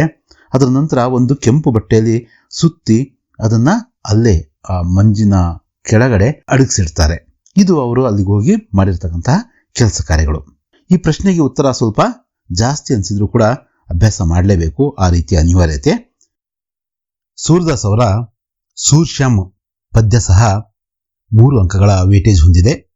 ಒಂದು ಅನುರೂಪತೆಯ ಪ್ರಶ್ನೆ ಹಾಗೂ ಒಂದು 2 ಅಂಕದ ಪ್ರಶ್ನೆ ನಾಳಿನ ಪರೀಕ್ಷೆಯಲ್ಲಿ ಕೇಳಬಹುದು. ಮೊದಲು ಅನುರೂಪತೆಯ ಪ್ರಶ್ನೆಗಳನ್ನ ನೋಡೋಣ. ಅನುರೂಪತೆಯ ಪ್ರಶ್ನೆಗಳಲ್ಲಿ ಮೊದಲನೇ ಪ್ರಶ್ನೆ, ಬಲಭದ್ರ ಬಲರಾಮ್ ಕಾನ್ಹ ಕೃಷ್ಣ. ಬಲಭದ್ರನ ಬಲರಾಮ್ ಅಂತ ಕೂಡ ಕರೀತಾರೆ. ಹಾಗಾದ್ರೆ ಕಾನ್ಹ ಅಂದ್ರೆ ಕೃಷ್ಣನ ಇನ್ನೊಂದು ಹೆಸರು. ಜಸೋದಾ ಮಾತಾ ನಂದ್ ಪಿತಾ. ಜಸೋದಾ ತಾಯಿ ಆದ್ರೆ ನಂದ್ ತಂದೆ. ರಿಜಾನ ಮೋಹಿತ್ ಹೋನ, ಖಿಜಾನ ಛೇಡ್ನ. ರಿಜಾನ ಅಂದ್ರೆ ಮೋಹಿತಗೊಳಿಸ್ತಕ್ಕಂಥದ್ದು, ಖಿಜಾನ ಅಂದ್ರೆ ಅಣಕಿಸ್ತಕ್ಕಂಥದ್ದು, ತೊಂದರೆ ಕೊಡ್ತಕ್ಕಂಥದ್ದು. ಬಲ್ಬೀರ್ ಬಲರಾಮ್, ಜಸೋದ ಯಶೋದ. ಬಲ್ಬೀರ್ನ ಬಲರಾಮ್ ಅಂತ ಕರೆದ್ರೆ, ಜಸೋದ ಅಂದ್ರೆ ಏನು ಅಂತ ಕೇಳಿದರೆ ಜಸೋದ ಅಂತ ಕೂಡ ಕರೀತಾರೆ, ಅದನ್ನೇ ಬರಿಬೇಕು. ಇನ್ನು 5ನೇ ಪ್ರಶ್ನೆ ನೋಡೋದಾದ್ರೆ, ತುಳಸಿದಾಸ್ ರಾಮ್ ಭಕ್ತಿ ಶಾಖಾ, ಸೂರ್ದಾಸ್ ಕೃಷ್ಣ ಭಕ್ತಿ ಶಾಖಾ. ತುಳಸಿದಾಸ್ ಸನ್ 1532, ಸೂರ್ದಾಸ್ ಸನ್ 1540. ತುಳಸಿದಾಸರವರು ಹುಟ್ಟಿದ್ದು 1532ರಲ್ಲಿ ಆದರೆ ಸೂರ್ದಾಸರು ಹುಟ್ಟಿದ್ದು ಎಷ್ಟನೇ ಇಸ್ವಿಯಲ್ಲಿ ಅನ್ನೋದು ಪ್ರಶ್ನೆ. 1540. ತುಳಸಿದಾಸ್ ರಾಜಾಪುರ್, ಸೂರ್ದಾಸ್ ರುನಕ್ತಾ. ತುಳಸಿದಾಸರು ಹುಟ್ಟಿದ ಊರು ರಾಜಾಪುರ್, ಉತ್ತರ ಪ್ರದೇಶದ ರಾಜಾಪುರ. ಆದರೆ ಸೂರ್ದಾಸರವರು ಹುಟ್ಟಿದ್ದು ಅದೇ ಉತ್ತರ ಪ್ರದೇಶದ ರುನಕ್ತಾ ಎಂಬ ಹಳ್ಳಿಯಲ್ಲಿ. ತುಳಸಿದಾಸ್ ರಾಮಚರಿತ್ ಮಾನಸ್, ಸೂರ್ದಾಸ್ ಸೂರ್ಸಾಗರ್. ತುಳಸಿದಾಸರ ಪ್ರಮುಖ ರಚನೆ ರಾಮಚರಿತ್ ಮಾನಸ್ ಆದರೆ ಸೂರ್ದಾಸರು ಬರೆದಿರ್ತಕ್ಕಂತಹ ಯಾವುದಾದ್ರೂ ಒಂದು ರಚನೆಯನ್ನು ನಾವು ಬರೀಬೇಕು. ಸೂರ್ಸಾಗರ್ ಬರೆದ್ರೆ ಸರಿ ಹೋಗುತ್ತೆ. ಇದು ನಿಮಗೆ ನಾಳೆನ ಪರೀಕ್ಷೆಗೆ ಕೇಳಬಹುದಾದಂತಹ ಅನುರೂಪತೆಯ ಪ್ರಶ್ನೆಗಳು. ಈಗ ನಾವು 2 ಅಂಕದ ಮುಖ್ಯ ಪ್ರಶ್ನೆಗಳನ್ನ ನೋಡೋಣ.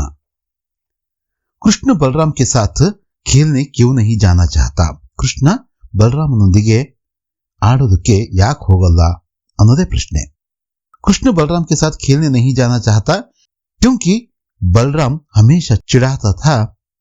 वह कहता था कि कृष्ण यशोदानंद का पुत्र नहीं है, वे गोरे और कृष्ण काला है, कृष्ण को खरीदा गया है, आदि बातें वह कहता है. बलराम के बातें सुनकर बाल मित्र भी चुटकी दे देकर हंसते थे. ಕೃಷ್ಣನು ಬಲರಾಮನ ಜೊತೆ ಆಟ ಆಡಲು ಹಿಂಜರಿತಾನೆ, ಇಷ್ಟಪಡಲ್ಲ. ಕಾರಣ ಏನಪ್ಪ ಅಂದ್ರೆ ಬಲರಾಮನು ಕೃಷ್ಣನನ್ನು ಸದಾ ಅಣಕಿಸ್ತಾ ಇರ್ತಾನೆ, ಛೇಡಿಸ್ತಾ ಇರ್ತಾನೆ. ಬಲರಾಮ ಕೃಷ್ಣನಿಗೆ, ನೀನು ಯಶೋದೆ ಮತ್ತು ನಂದನ ಮಗನಲ್ಲ, ನೀನು ಕಪ್ಪಗಿದ್ದೀಯಾ, ಅವರು ಬೆಳ್ಳಗಿದ್ದಾರೆ, ನಿನ್ನನ್ನ ಕೊಂಡು ತಂದಿದ್ದಾರೆ ಅಂತ ಆತ ಹೇಳಿದನ್ನ ಕೇಳಿ ಬಲರಾಮನ ಇತರೆ ಸ್ನೇಹಿತರು ಏನ್ ಮಾಡ್ತಾರೆ, ಚಿಟಿಕೆ ಹೊಡೆದು ನಗ್ತಾ ಇರ್ತಾರೆ. ಹಾಗಾಗಿ ಕೃಷ್ಣ ಸಹಜವಾಗಿ ಬಲರಾಮನೊಂದಿಗೆ ಆಟ ಆಡೋದಕ್ಕೆ ಇಷ್ಟಪಡಲ್ಲ.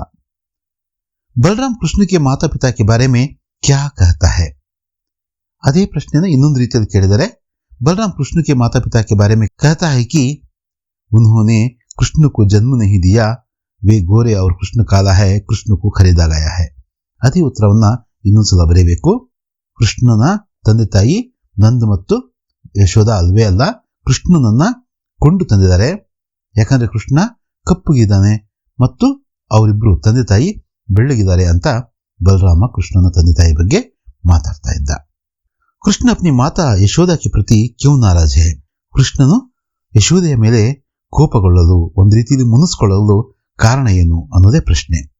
ಕೃಷ್ಣ ಅಪ್ನಿ ಮಾತಾ ಯಶೋದಾ ಕೆ ಪ್ರತಿ इसलिए नाराज है कि माता यशोदा हमेशा कृष्ण को ही मारती है और बलराम पर कभी गुस्सा भी नहीं करती. ಎಲ್ಲ ಮಕ್ಕಳಿಗೂ ಅಷ್ಟೇ, ನನಗಿಂತ ಅಣ್ಣನಿಗೂ ಅಕ್ಕನಿಗೂ ಅಥವಾ ತಮ್ಮನಿಗೂ ತಂಗಿಗೂ ಜಾಸ್ತಿ ಪ್ರೀತಿ ಮಾಡ್ತಿದ್ದಾರೆ ನನ್ನ ತಾಯಿ ಅಥವಾ ತಂದೆ ಅಂತ ನಾವು ಭಾವಿಸ್ತೀವಿ.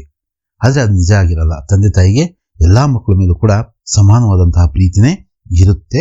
ನಮ್ಗೆ ಹಾಗನ್ಸುತ್ತೆ ಅಷ್ಟೇ. ಇಲ್ಲಿ ನಾವು ಉತ್ತರ ಏನು ಬರೀಬೇಕು, ಯಶೋದೆ ಕೃಷ್ಣನನ್ನ ಸದಾ ಹೊಡಿತಾಳೆ, ಆದ್ರೆ ಬಲರಾಮನನ್ನ ಮುದ್ದಿಸ್ತಾಳೆ. ಹಾಗಾಗಿ ಕೃಷ್ಣನಿಗೆ ಯಶೋದೆ ಮೇಲೆ ಕೋಪ ಇರುತ್ತೆ. ಅದು ಆತನ ಬಾಲಕೃಷ್ಣನ ಭಾವನೆ ಅಷ್ಟೇ. ಯಶೋದ ಕೃಷ್ಣಕ್ಕೆ ಕ್ರೋಧಕ್ಕೂ ಕೈಸೆ ಶಾಂತ ಕರ್ತಿ ಹೈ. ಇದು ಮುಖ್ಯವಾದ ಪ್ರಶ್ನೆ. ತಾಯಿ ಯಶೋದೆ ಕೃಷ್ಣನ ಕೋಪವನ್ನ ಹೇಗೆ ಶಾಂತಗೊಳಿಸ್ತಾರೆ ಅನ್ನೋದೇ ಪ್ರಶ್ನೆ.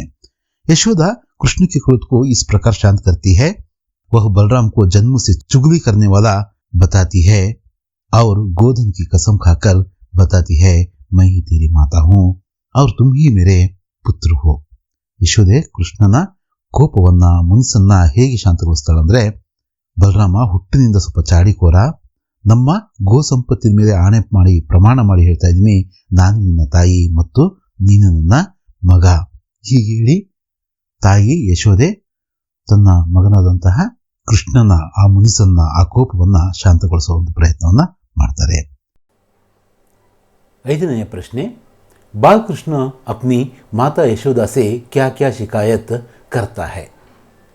ಬಾಲಕೃಷ್ಣ ತನ್ನ ತಾಯಿ ಹತ್ರ ಬಂದು ಏನೇನು ಕಂಪ್ಲೇಂಟ್ ಮಾಡ್ತಾನೆ, ಯಾರ ಬಗ್ಗೆ? बलरामन ಬಗ್ಗೆ ಅನ್ನೋದು ಪ್ರಶ್ನೆ. बालकृष्ण अपनी माता यशोदा से शिकायत करता है कि बलराम उन्हें ग्वाल बालकों के सामने काला कहकर छेड़ता है, बार बार माता पिता के बारे में पूछता है. कृष्ण अपनी माँ से यह भी शिकायत करता है कि तुम हमेशा तो मुझे ही मारती है, भैया को कुछ नहीं कहती. ಅಣ್ಣ ಯಾವಾಗಲೂ ಕೂಡ ಫ್ರೆಂಡ್ಸ್ ಮುಂದೆ ನನ್ನನ್ನು ಕರಿಯ ಅಂತ, ಕಪ್ಪಗಿರೋನು ಅಂತೇಳ್ಬಿಟ್ಟು ಛೇಡಿಸ್ತಾನೆ. ತಂದೆ ತಾಯಿ ಯಾರು ನಿನ್ನ ತಂದೆ ತಾಯಿ ಅಂತೇಳ್ಬಿಟ್ಟು ಕೇಳ್ತಾನೆ. ಅಷ್ಟೇ ಅಲ್ಲ, ನೀನು ಸಹ ಅಷ್ಟೇ, ಯಾವಾಗಲೂ ನನ್ನನ್ನೇ ಹೊಡಿತೀಯ, ಅಣ್ಣನ ನೀನು ಏನೂ ಹೇಳಲ್ಲ ಅಂತ ಆತನ ಪ್ರಶ್ನೆ ಹಾಗೂ ಕಂಪ್ಲೇಂಟು. ಇದು ಸೂರ್ಶ್ಯಾಮ್ ಈ ಪದ್ಯದ ಅತಿ ಮುಖ್ಯ 2 ಅಂಕಗಳಿಗೆ ಕೇಳಬಹುದಾದಂತಹ ಪ್ರಶ್ನೆಗಳು. ಒಟ್ಟು 3 ಅಂಕಗಳನ್ನು ನಾವು ಈ ಪಾಠದಿಂದ ತಗೋಬಹುದು. ಕರ್ನಾಟಕ ಸಂಪದ ಈ ಪಾಠವು ಒಟ್ಟು 5 ಅಂಕಗಳ ವೇಟೇಜ್ ಹೊಂದಿದೆ. 1 ಅಂಕದ 1 ಪ್ರಶ್ನೆ ಮತ್ತು 4 ಅಂಕಗಳ ಮತ್ತೊಂದು ಪ್ರಶ್ನೆ ಬರಬಹುದು.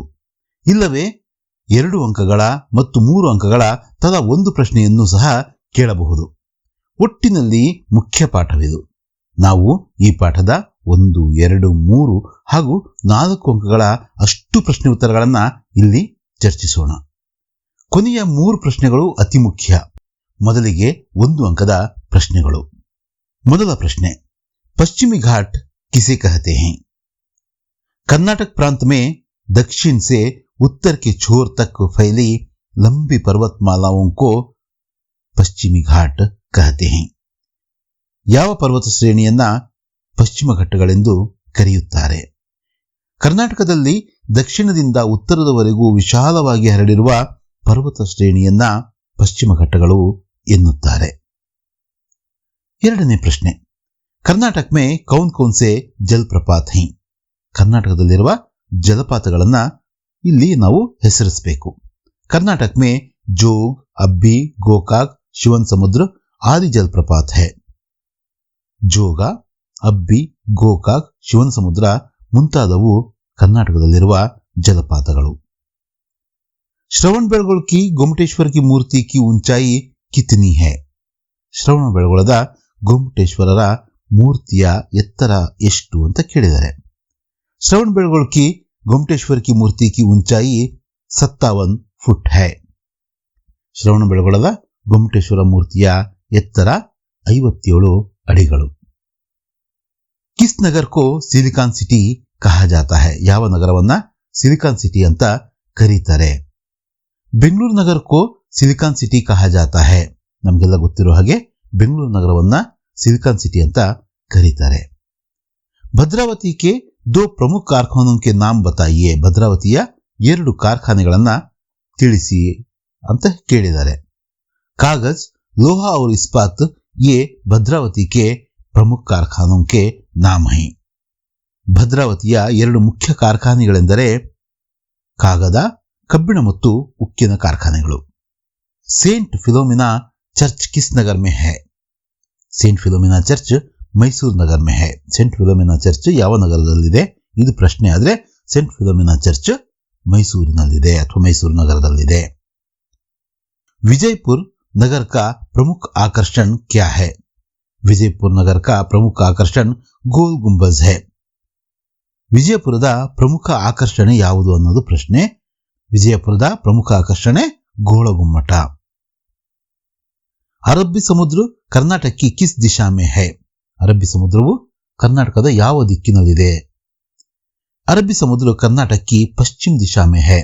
ಅರಬ್ಬಿ ಸಮುದ್ರವು ಕರ್ನಾಟಕದ ಪಶ್ಚಿಮ ದಿಕ್ಕಿನಲ್ಲಿದೆ. कर्नाटक की दक्षिण दिशा में कौन सी पर्वतमालाएं शोभायमान हैं? कर्नाटक की दक्षिण दिशा में नीलगिरी की पर्वतमालाएं शोभायमान हैं. ಕರ್ನಾಟಕದ ದಕ್ಷಿಣಕ್ಕೆ ಯಾವ ಪರ್ವತ ಶ್ರೇಣಿಗಳು ಶೋಭಿಸುತ್ತಿವೆ? ಕರ್ನಾಟಕದ ದಕ್ಷಿಣಕ್ಕೆ ನೀಲಗಿರಿ ಪರ್ವತ ಶ್ರೇಣಿಗಳು ಶೋಭಿಸುತ್ತಿವೆ. ಇಲ್ಲಿಗೆ ನಿಮ್ಮ 1 ಅಂಕದ ಅಷ್ಟು ಪ್ರಶ್ನೆಗಳನ್ನ ಚರ್ಚಿಸಿದ್ವಿ. ಈಗ 2-3 ವಾಕ್ಯದಲ್ಲಿ ಉತ್ತರಿಸಬಹುದಾದಂತಹ ಪ್ರಶ್ನೆಗಳನ್ನ ನೋಡೋಣ. कर्नाटक की प्रमुख नदियां व जलप्रपात कौन से हैं? ಕರ್ನಾಟಕದ ಮುಖ್ಯ ನದಿಗಳು ಮತ್ತು ಜಲಪಾತಗಳನ್ನ ನಾವು ಇಲ್ಲಿ ಹೆಸರಿಸಬೇಕು. ಕಾವೇರಿ, ಕೃಷ್ಣ, तुंगभद्र आदि कर्नाटक की प्रमुख नदियां हैं। जोग, अब्बी, गोकाक, शिवन समुद्र आदि यहाँ के जलप्रपात हैं। ಕಾವೇರಿ, ಕೃಷ್ಣ, ತುಂಗಭದ್ರೆ ಮುಂತಾದವು ಕರ್ನಾಟಕದ ಮುಖ್ಯ ನದಿಗಳು. ಜೋಗ, ಅಬ್ಬಿ, ಗೋಕಾಕ್, ಶಿವನ ಸಮುದ್ರ ಇನ್ನು ಮುಂತಾದವು ಇಲ್ಲಿನ ಪ್ರಮುಖ ಜಲಪಾತಗಳು. ಜ್ಞಾನಪೀಠ ಪುರಸ್ಕಾರ ಪ್ರಾಪ್ತ ಕನ್ನಡ ಸಾಹಿತ್ಯಕಾರೋं के नाम बताइए ಅಂತ ಕೇಳಿದರೆ ಜ್ಞಾನಪೀಠ ಪುರಸ್ಕೃತ ಕನ್ನಡ ಸಾಹಿತಿಗಳನ್ನ ನಾವಿಲ್ಲಿ ಹೆಸರಿಸಬೇಕು.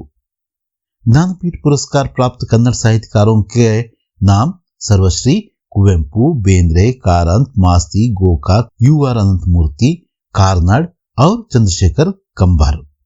ಜ್ಞಾನಪೀಠ ಪುರಸ್ಕೃತ ಕನ್ನಡ ಸಾಹಿತಿಗಳ ಹೆಸರುಗಳು ನಮ್ಮ ಕುವೆಂಪು, ಬೇಂದ್ರೆ, ಕಾರಂತರು, ಮಾಸ್ತಿ ವೆಂಕಟೇಶ ಅಯ್ಯಂಗಾರ್ ಅವರು, ಗೋಕಾಕರು, UR ಅನಂತಮೂರ್ತಿ ಅವರು, ಗಿರೀಶ್ ಕಾರ್ನಾಡ್ರು ಹಾಗೂ ಚಂದ್ರಶೇಖರ್ ಕಂಬಾರ್. ಈ ಹೆಸರುಗಳನ್ನು ನಾವಿಲ್ಲಿ ಬರಿಬೇಕು. ಬಾಂಧ್ और जलाशयों के क्या उपयोग हैं? ಈ ಪ್ರಶ್ನೆ ಪದೇ ಪದೇ ಕೇಳ್ತಾ ಇರ್ತಾರೆ. ಇದನ್ನು ನಾವು ಹೇಗೆ ಉತ್ತರಿಸಬಹುದು ಅನ್ನೋದು ನೋಡೋಣ. बांध और जलाशयों से कई उपयोग हैं, जैसे इनसे हजारों एकड़ जमीन सिंची जाती है. जलाशयों की सहायता से ऊर्जा का उत्पादन होता है.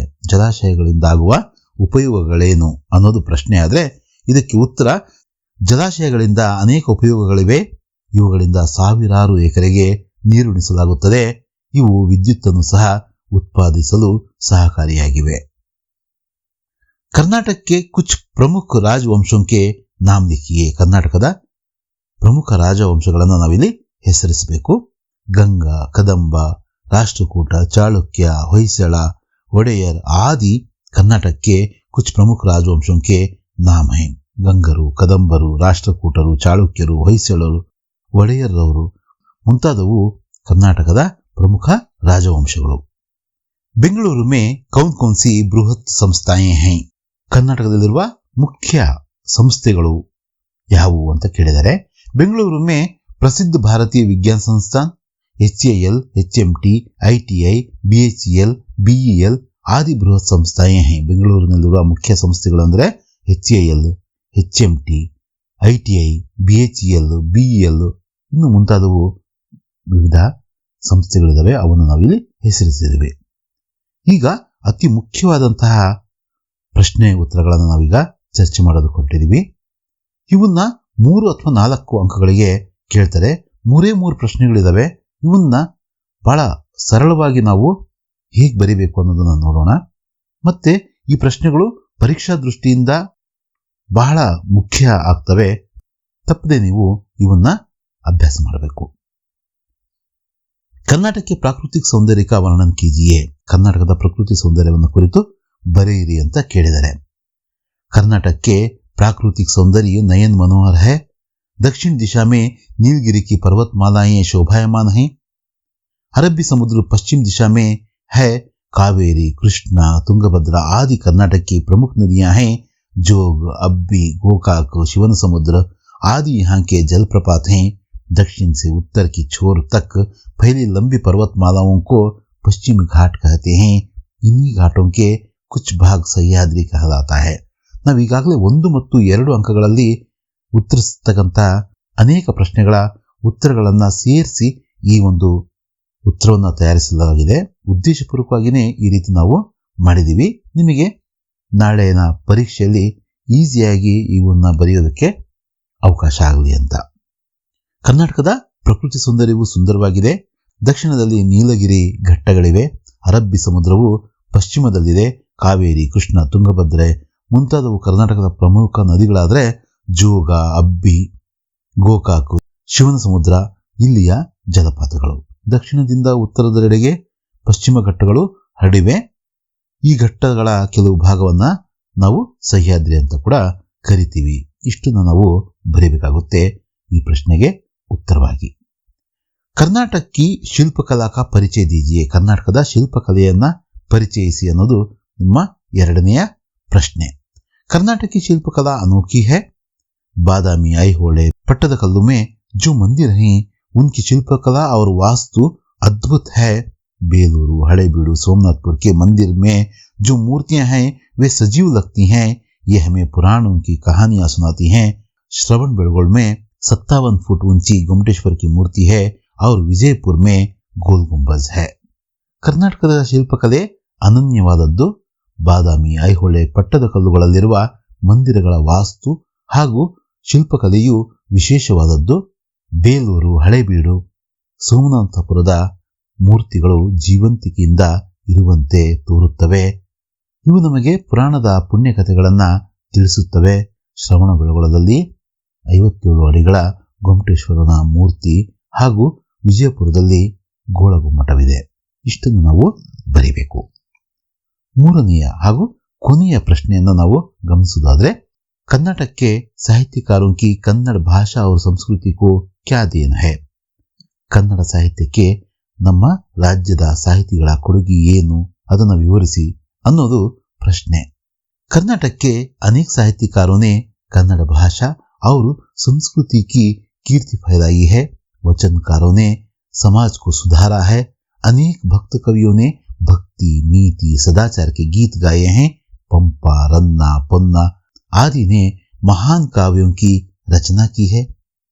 सर्वश्री कुवेंपु, बेंद्रे, कारंत, मास्ती, गोकाक, युवर अनंतमूर्ति, कार्नाड और चंद्रशेखर कंबार इन कन्नड़ साहित्यकारों ने ज्ञानपीठ पुरस्कार को प्राप्त करके कन्नड़ भाषा और संस्कृति की कीर्ति को फैलाई है.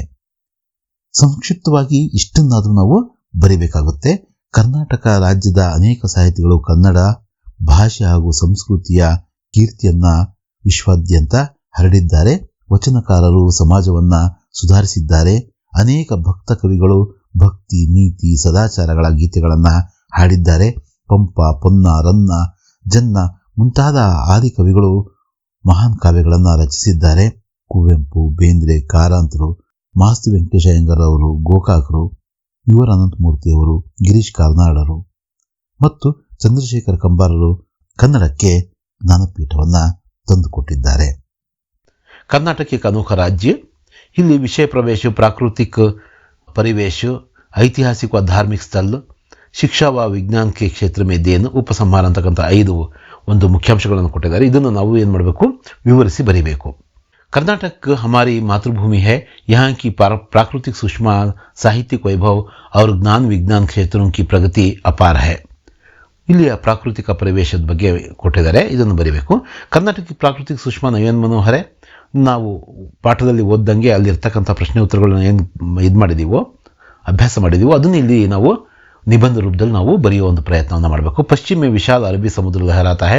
इसी प्रांत में दक्षिण से उत्तर के छोर तक फैली लंबी पर्वतमालाओं को पश्चिमी घाट कहते हैं. इन्हीं घाटों का कुछ भाग सह्याद्री कहलाता है. दक्षिण में नीलगिरी की पर्वतावलियां शोभायमान हैं. ऐतिहासिक व धार्मिक स्थल. कर्नाटक में कई ऐतिहासिक व धार्मिक स्थल हैं. बेलूरू, हळेबीडु, बादामि, ऐहोळे, पट्टदकल्लु, मैसूरू, धर्मस्थಳ आदि यहाँ अनेक ऐतिहासिक व धार्मिक स्थल हैं. ये स्थल हमारे ಅಂತ ಇದೆ, हमारे ಮಾಡ್ಕೋಬೇಕು, ಮಾಗ್ಗೆ दीर्घ ಬರಬೇಕು. हमारे ऐतिहासिक धरोहर हैं और धार्मिक स्थलों से हमारी आस्था जुड़ी हुई है. शिक्षा व विज्ञान के क्षेत्र में देन. शिक्षा और विज्ञान के क्षेत्र में कर्नाटक की अपनी एक अलग पहचान है.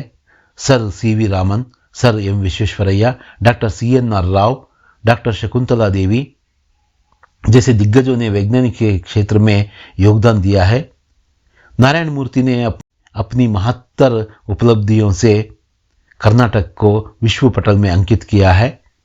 सन 2013 में डॉक्टर CNR राव को सर्वोच्च पुरस्कार भारत रत्न प्राप्त हुआ है.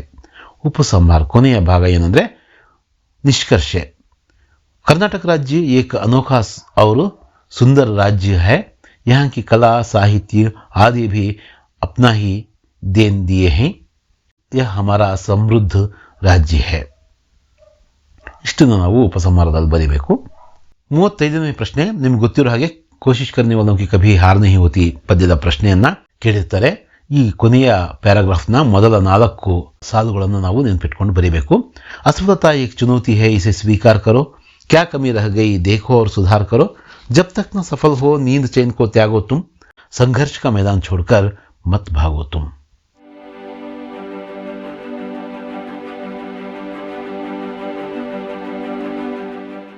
ಪ್ರಶ್ನೆಗಳಲ್ಲಿ ಪರೀಕ್ಷೆಗೆ ಕೇಳಬಹುದಾದಂತಹ ಮುಖ್ಯ ಪ್ರಶ್ನೆಗಳತ್ತ ಗಮನ ಹರಿಸೋಣ. 23ನೇ ಪ್ರಶ್ನೆ ನಿಮ್ಮ ಕ್ವಶನ್ ಪೇಪರ್ ಅಲ್ಲಿ. ಒಟ್ಟಿನಲ್ಲಿ ಪ್ರಶ್ನೆಗಳಿಗೆ ಸರಳವಾಗಿ ಉತ್ತರಿಸಿ ಪರೀಕ್ಷೆಯಲ್ಲಿ ಸಫಲತೆಯನ್ನ ಕಾಣೋಣ. ಈ 10 ಪ್ರಶ್ನೆಗಳ ಉತ್ತರವನ್ನು ಕಂಡುಕೊಳ್ಳೋಣ. ಅದಾದ್ಮೇಲೆ ಮುಖ್ಯವಾದಂತಹ ಒಂದು ಅಥವಾ 2 ಪ್ರಶ್ನೆಗಳಿದ್ದಾವೆ, ಅವನ್ನ ಯಾವ ಅಂತ ತಿಳ್ಕೊಂಡು ಈ ಒಂದು ವಿಡಿಯೋ ಪಾಠವನ್ನು ಮುಗಿಸೋಣಂತೆ. ಮೊದಲು ಬೇಗ ಈ 10 ಕ್ವಶನ್ ಆನ್ಸರ್ಗಳನ್ನ ನಾವು ನೋಡೋಣ. ಮೊದಲನೇ ಪ್ರಶ್ನೆ ಯಾವುದಿದೆ? ಸೌರಮಂಡಲ ಕಾ ಸಬ್ಸೆ ಬಡಾ ಗ್ರಹ ಕೌನ್ಸಾ ಹೈ? ಸೌರಮಂಡಲದ ಅತ್ಯಂತ ದೊಡ್ಡ ಗ್ರಹ ಯಾವುದು? ಗೊತ್ತಿದೆ ತಾನೇ ನಿಮಗೆ? ಗುರುಗ್ರಹವು ಸೌರಮಂಡಲದ ಅತಿ ದೊಡ್ಡ ಗ್ರಹ ಅನ್ನೋದು ಗೊತ್ತು ನಿಮಗೆ. ಅದನ್ನೇ ಬರೆಯೋಣ. ಸೌರಮಂಡಲ ಕಾ ಸಬ್ಸೆ ಬಡಾ ಗ್ರಹ ಬೃಹಸ್ಪತಿ ಹೈ. ಎರಡನೇ ಪ್ರಶ್ನೆ, ಸೌರಮಂಡಲ ಮೇ ಶನಿ ಗ್ರಹ ಕಾ ಸ್ಥಾನ ಕ್ಯಾ ಹೈ? ಅಂದ್ರೆ ಸೌರವ್ಯೂಹದಲ್ಲಿ ಶನಿ ಗ್ರಹದ ಸ್ಥಾನ ಯಾವುದು, ಅಂದ್ರೆ ಅದು ಎಷ್ಟನೇ ದೊಡ್ಡ ಗ್ರಹ ಅಂತ ಪ್ರಶ್ನೆ. ಸೌರಮಂಡಲ ಮೇ ಶನಿ ದೂಸರಾ ಬಡಾ ಗ್ರಹ ಹೈ. ಶನಿ ಗ್ರಹದ ಸ್ಥಾನ 2ನೇ ಸ್ಥಾನ, ಎರಡನೇ ಅತಿ ದೊಡ್ಡ ಗ್ರಹ ಅದು. ಪೃಥ್ವಿ और सूर्य में कितना फासला है? ಭೂಮಿ ಮತ್ತು ಸೂರ್ಯನ ನಡುವಿನ ಅಂತರವೆಷ್ಟು ಅನ್ನೋದು ಪ್ರಶ್ನೆ. ಪೃಥ್ವಿ और सूर्य में करीब 15 करोड़ किलोमीटर का फासला है. ಸುಮಾರು 15 ಕೋಟಿ ಕಿಲೋಮೀಟರ್ನ ಡಿಸ್ಟೆನ್ಸ್ ಇದೆ. ಶನಿ ಕಿಸ್ಕಾ ಪುತ್ರ ಹೈ? ಶನಿ ಮಹಾರಾಜ್ ಸೂರ್ಯ ಕಾ ಪುತ್ರ ಹೈ. ಶನಿ ಯಾರ ಮಗ ಅಂತ ಕೇಳಿದರೆ ಶನಿ ಮಹಾರಾಜ ಸೂರ್ಯನ ಪುತ್ರ ಅಥವಾ ಮಗ ಅಂತ ನಾವು ಬರೆಯೋಣ. ಶನಿಶ್ಚರ್ ಕಾ ಮತ್ಲಬ್ ಕ್ಯಾ ಹೈ? ಶನಿಶ್ಚರ್ ಕಾ ಮತ್ಲಬ್ ಹೈ ಕಿ ಧೀಮಿ ಗತಿ ಸೆ ಚಲನೆ ವಾಲ. ನಾವು ಮೊದಲೇ ಹೇಳಿದಂಗೆ ಪಾಠದಲ್ಲಿ ನಾವು ಚರ್ಚೆ ಮಾಡಿದ್ದೀವಿ. ಶನಿಶ್ಚರ ಅಂದರೆ ನಿಧಾನಗತಿಯಲ್ಲಿ ನಿಧಾನವಾದಂಥ ವೇಗವನ್ನು ಪಡ್ಕೊಂಡಿರ್ತಕ್ಕಂಥದ್ದು, ಅಂದರೆ ನಿಧಾನವಾಗಿ ಚಲಿಸುವವನು ಅನ್ನೋ ಅರ್ಥ ಕೊಡುತ್ತೆ ಶನಿಶ್ಚರ್. सूर्य का एक चक्कर लगाने में शनि को कितना समय लगता है? ಅಂದ್ರೆ ಸೂರ್ಯನ ಒಂದು ಸುತ್ತನ್ನ ಹಾಕೋದಕ್ಕೋಸ್ಕರ ಶನಿ ಗ್ರಹಕ್ಕೆ ಎಷ್ಟು ಸಮಯಾವಕಾಶ ಬೇಕು? सूर्य का एक चक्कर लगाने के लिए शनि को 30 वर्षों का समय लगता है. ಸೂರ್ಯನ ಸುತ್ತ ಒಂದು ಪ್ರದಕ್ಷಿಣೆ ಹಾಕೋದಕ್ಕೋಸ್ಕರ ಶನಿ ಗ್ರಹಕ್ಕೆ ಬೇಕಾಗುವ ಸಮಯ 30 ವರ್ಷ. ಶನಿ एक राशि में कितने सालों तक रहता है? ಶನಿ ಗ್ರಹವು ಒಂದು ರಾಶಿಯಲ್ಲಿ ಎಷ್ಟು ವರ್ಷಗಳವರೆಗೆ ಇರುತ್ತೆ? ಅಂದ್ರೆ 2.5 ಸಾಲ್ ಅಂತ ಇದೆಯಲ್ಲ, ಅದನ್ನು ನಾವು ಬರೀಬೇಕು. ಶನಿ एक राशि में करीब 2.5 साल तक रहता है. बहुत कम सूर्यताप किस ग्रह पर होता है? बहुत कम सूर्यताप ಶನಿ ಗ್ರಹ पर होता है. ಈ ಪಾಠದ ಪ್ರಕಾರ ತುಂಬಾ ಕಡಿಮೆ ಸೂರ್ಯತಾಪ ಎಲ್ಲಿರುತ್ತಪ್ಪ ಅಂದ್ರೆ ಶನಿ ಗ್ರಹದ ಮೇಲೆ ಬೀಳುತ್ತೆ. ಶನಿ का निर्माण किस प्रकार हुआ है? ಶನಿಯ ನಿರ್ಮಾಣ ಯಾವ ರೀತಿಯಲ್ಲಾಗಿದೆ ಅಂತಾನು ಕೇಳಬಹುದು. ಮತ್ತೆ ಅದರ ವಾಯುಮಂಡಲದ ನಿರ್ಮಾಣ ಯಾವ್ಯಾವುದರಿಂದ ಆಗಿದೆ ಅಂತಾನು ಕೇಳ್ಬೋದು. ಎರಡಕ್ಕೂ ಕೂಡ ಒಂದೇ ಉತ್ತರ. शनि ग्रह का वायुमंडल का निर्माण अथवा शनि ग्रह का निर्माण बृहस्पति की तरह हाइड्रोजन, हीलियम, मीथेन तथा एमोनिया से हुआ है. ಶನಿ ಗ್ರಹದ ನಿರ್ಮಾಣವು ಹೈಡ್ರೋಜನ್, ಹೀಲಿಯಂ, ಮೀಥೇನ್ ಹಾಗೂ ಅಮೋನಿಯಾದಿಂದ ಆಗಿದೆ ಅಂತಕ್ಕಂಥದ್ದನ್ನು ನಾವು ಬರೀಬೇಕು. सौरमंडल का सबसे बड़ा उपग्रह कौन सा है? सौरमंडल का सबसे बड़ा उपग्रह बृहस्पति का ಗ್ಯಾನಿಮೀಡ್ ಹೈ. ಸೌರಮಂಡಲದ ಅತಿ ದೊಡ್ಡ ಉಪಗ್ರಹ ಗುರುಗ್ರಹದ ಗ್ಯಾನಿಮೀಡ್ ಅಂತಕ್ಕಂಥದ್ದನ್ನ ಬರೆದ್ರೆ ಈ 10 ಪ್ರಶ್ನೆಗಳಿಗೆ ನಾವು ಉತ್ತರ ಬರೆದ ಹಾಗಾಗುತ್ತೆ. ಹಾಗೇನೆ ಮೊದಲೇ ಹೇಳಿದಂಗೆ ಮುಖ್ಯವಾದಂಥ ಪ್ರಶ್ನೆಗಳನ್ನ ನಾವು ಗುರುತಿಸೋದು 9ನೇ ಪ್ರಶ್ನೆ. ಶನಿ ಕಾ ನಿರ್ಮಾಣ ಕಿಸ್ ಪ್ರಕಾರ ಹುವಾ ಹೈ? ಶನಿ ಕಾ ನಿರ್ಮಾಣ ಬೃಹಸ್ಪತಿ ಕಿ ತರ ಹೈಡ್ರೋಜನ್, ಹೀಲಿಯಂ, ಮೀಥೇನ್ ತಥಾ ಎಮೋನಿಯಾ ಸೆ ಹುವಾ ಹೈ. ಈ ಪ್ರಶ್ನೆಗೆ ಉತ್ತರವನ್ನು ಫಸ್ಟ್ ನಾವು ತಿಳ್ಕೋಬೇಕು. ಉಳಿದಂತೆ ಶನಿಶ್ಚರ್ ಕಾ ಅರ್ಥ ಕ್ಯಾ ಹೈ? ಧೀಮಿ ಗತಿ ಸೆ ಚಲನೆ ವಾಲ ಅಂತ ಏನೋ ಓದ್ಕೊಂಡಿದೀವಲ್ಲ, ಅದನ್ನ ನಾವು ತಿಳ್ಕೋಬೇಕು. ಹಾಗೇನೆ ಸೌರಮಂಡಲ ಕಾ ಸಬ್ಸೆ ಬಡಾ ಗ್ರಹ ಕೌನ್ ಸಾ ಹೈ ಅಥವಾ ಶನಿ ಗ್ರಹ ಕಾ ಸ್ಥಾನ ಕ್ಯಾ ಹೈ? ಪೃಥ್ವಿ ಸೆ ಸೂರ್ಯ ಕಾ ಕಿತ್ನಾ ಫಾಸ್ಲಾ ಹೈ? ಇವೆಲ್ಲವೂ ಇಂಪಾರ್ಟೆಂಟು. ಒಟ್ಟು ನೀವು ಇವೆರಡು ಕ್ವಶನ್ಗಳನ್ನ ಯಾವನ್ನ ಶನಿ ಕಾ ನಿರ್ಮಾಣ ಕಿಸ್ ಪ್ರಕಾರ ಹುವಾ ಹೈ, ಶನಿಶ್ಚರ್ ಕಾ ಅರ್ಥ ಕ್ಯಾ ಹೈ, ಇವೆರಡನ್ನ ಮಾತ್ರ ನೀವು ಪಕ್ಕ ತಿಳ್ಕೊಂಡು ಉಳಿದಂಥ ಎಲ್ಲ ಪ್ರಶ್ನೆಗಳನ್ನು ಕೂಡ ಓದ್ಕೊಳ್ರಿ. ಇವು ಮುಖ್ಯವಾದಂತಹ ಪ್ರಶ್ನೆಗಳು. ಇಲ್ಲಿ ನಾವು ಸತ್ಯ ಕಿ ಮಹಿಮಾ ಪಾಠದ ಪ್ರಶ್ನೋತ್ತರಗಳು ಹಾಗೂ ಈ ಬಾರಿಯ ಪರೀಕ್ಷೆಗೆ ಯಾವ ಪ್ರಶ್ನೆಗಳು ಮುಖ್ಯವಾಗಬಹುದೆನ್ನುವ ಕುರಿತು ಚರ್ಚಿಸೋಣ. ನಿಮ್ಮ ಪ್ರಶ್ನೆ ಪತ್ರಿಕೆಯ 24ನೇ ಪ್ರಶ್ನೆ ಇದೇ ಪಾಠದಿಂದ ಕೇಳಲಾಗುತ್ತದೆ. 2 ಪ್ರಶ್ನೆಗಳಿದ್ದು ಅವುಗಳಲ್ಲಿ ಒಂದನ್ನು ಆಯ್ದುಕೊಂಡು ಉತ್ತರಿಸಬೇಕಾಗಿರುತ್ತದೆ ಅಷ್ಟೇ. ಬಹಳಷ್ಟು ಸುಲಭವಾಗಿ 2 ಅಂಕಗಳನ್ನು ಸಂಪಾದಿಸಬಹುದು ಈ ಪಾಠದಿಂದ. 10ನೇ ತರಗತಿಯ ತೃತೀಯ ಭಾಷೆ ಹಿಂದಿಯ ಪೂರಕ ವಾಚನದಲ್ಲಿ ಈ ಬಾರಿ ನಾವು 2 ಪಾಠಗಳನ್ನಷ್ಟೇ ಅಭ್ಯಾಸ ಮಾಡಬೇಕಿದೆ. ಮೊದಲನೆಯದು ಶನಿ ಸಬ್ಸೆ ಸುಂದರ ಗ್ರಹ, ಆದರೆ ಎರಡನೆಯದು ಸತ್ಯ ಕಿ ಮಹಿಮಾ. ಈಗ ಈ ಸತ್ಯ ಕಿ ಮಹಿಮಾ ಪಾಠದ ಬಗ್ಗೆ ಗಮನ ಹರಿಸೋಣ. ಈಗ ಪ್ರಶ್ನೆ ಹಾಗೂ ಉತ್ತರಗಳನ್ನು ನಾವು ನೋಡೋಣ. ಅದರ ನಂತರ ಅದರಲ್ಲಿ ಬಹುಮುಖ್ಯವಾದಂತಹ ಪ್ರಶ್ನೆಗಳು ಅನ್ನೋದನ್ನು ನಾವು ತಿಳ್ಕೊಳ್ಳೋಣ ಎಕ್ಸಾಮ್ ಪಾಯಿಂಟ್ ಆಫ್ ವ್ಯೂ ಅಲ್ಲಿ. ಮೊದಲನೇ ಪ್ರಶ್ನೆ ಏನಿದೆ? ಸತ್ಯ ಕ್ಯಾ ಹೋತಾ ಹೈ, ಉಸ್ಕಾ ರೂಪ್ ಕೈಸೆ ಹೋತಾ ಹೈ? ಸತ್ಯ ಹೇಗಿರುತ್ತೆ, ಅದರ ಸ್ವರೂಪವೇನು, ಅಥವಾ सत्य का स्वरूप बताइए, ಈ ತರ ಕ್ವಶನ್ ಕೇಳ್ತಾರೆ. सत्य बहुत भोला भाला और सीधा साधा होता है, उसका रूप सरल होता है. ಸತ್ಯವು ಸೀದಾ ಸಾದಾ ಹಾಗೂ ಮುಗ್ಧತೆಯಿಂದ ಕೂಡಿರುತ್ತದೆ, ಅದರ ಸ್ವರೂಪ ಸರಳವಾದದ್ದು ಅಂತ ಬರೀಬೇಕು ನಾವು. झूठ का सहारा लेते हैं तो क्या क्या सहना पड़ता है. झूठ का सहारा लेते हैं तो उसे साबित करने के लिए और झूठों का सहारा लेना पड़ता है. मुंह काला करके अपमान को सहना पड़ता है. ಸುಳ್ಳಿನ ಮೊರೆ ಹೋದರೆ ಯಾವ ಯಾವ ಸಮಸ್ಯೆಗಳು ಎದುರಾಗುತ್ತವೆ, ಇದು ಪ್ರಶ್ನೆ. ಸುಳ್ಳಿನ ಮೊರೆ ಹೋದವರು ಅದನ್ನು ಸತ್ಯವೆಂದು ಸಾರಲು ಇನ್ನಷ್ಟು ಸುಳ್ಳಿನ ಸುಳಿಗೆ ಬೀಳಬೇಕಾಗುತ್ತದೆ, ಅದರಿಂದಾಗುವ ಅವಮಾನದಿಂದ ಕೊರಗಬೇಕಾಗುತ್ತದೆ. शास्त्र में सत्य बोलने का तरीका कैसे समझाया गया है. शास्त्र में सत्य बोलने का तरीका समझाया गया है कि सच बोलो जो दूसरों को प्रिय लगे, अप्रिय सत्य मत बोलो. ಶಾಸ್ತ್ರದಲ್ಲಿ ಸತ್ಯವನ್ನ ಹೇಳುವ ರೀತಿ ಹೇಗೆ ತಿಳಿಸಿದೆ. ಶಾಸ್ತ್ರಗಳಲ್ಲಿ ಸತ್ಯ ಹೇಳುವ ಬಗೆಯನ್ನ ಹೀಗೆ ತಿಳಿಸಲಾಗಿದೆ. ನಾವು ಹೇಳುವ ಸತ್ಯವು ಇನ್ನೊಬ್ಬರಿಗೆ ಹಿತಕಾರಿಯಾಗಿರಬೇಕು, ಅಪ್ರಿಯವಾದ ಸತ್ಯವನ್ನ ಹೇಳಬಾರದು. संसार के महान व्यक्तियों ने सत्य का सहारा लिया है, सोदाहरण समझाइए. संसार के महान व्यक्तियों ने सत्य का सहारा लिया है. राजा हरिश्चंद्र सत्य के लिए अपना सब कुछ गंवाया, फिर भी सत्य को ना छोड़कर आखिर में अप्रतिम कीर्ति के स्वामी बने.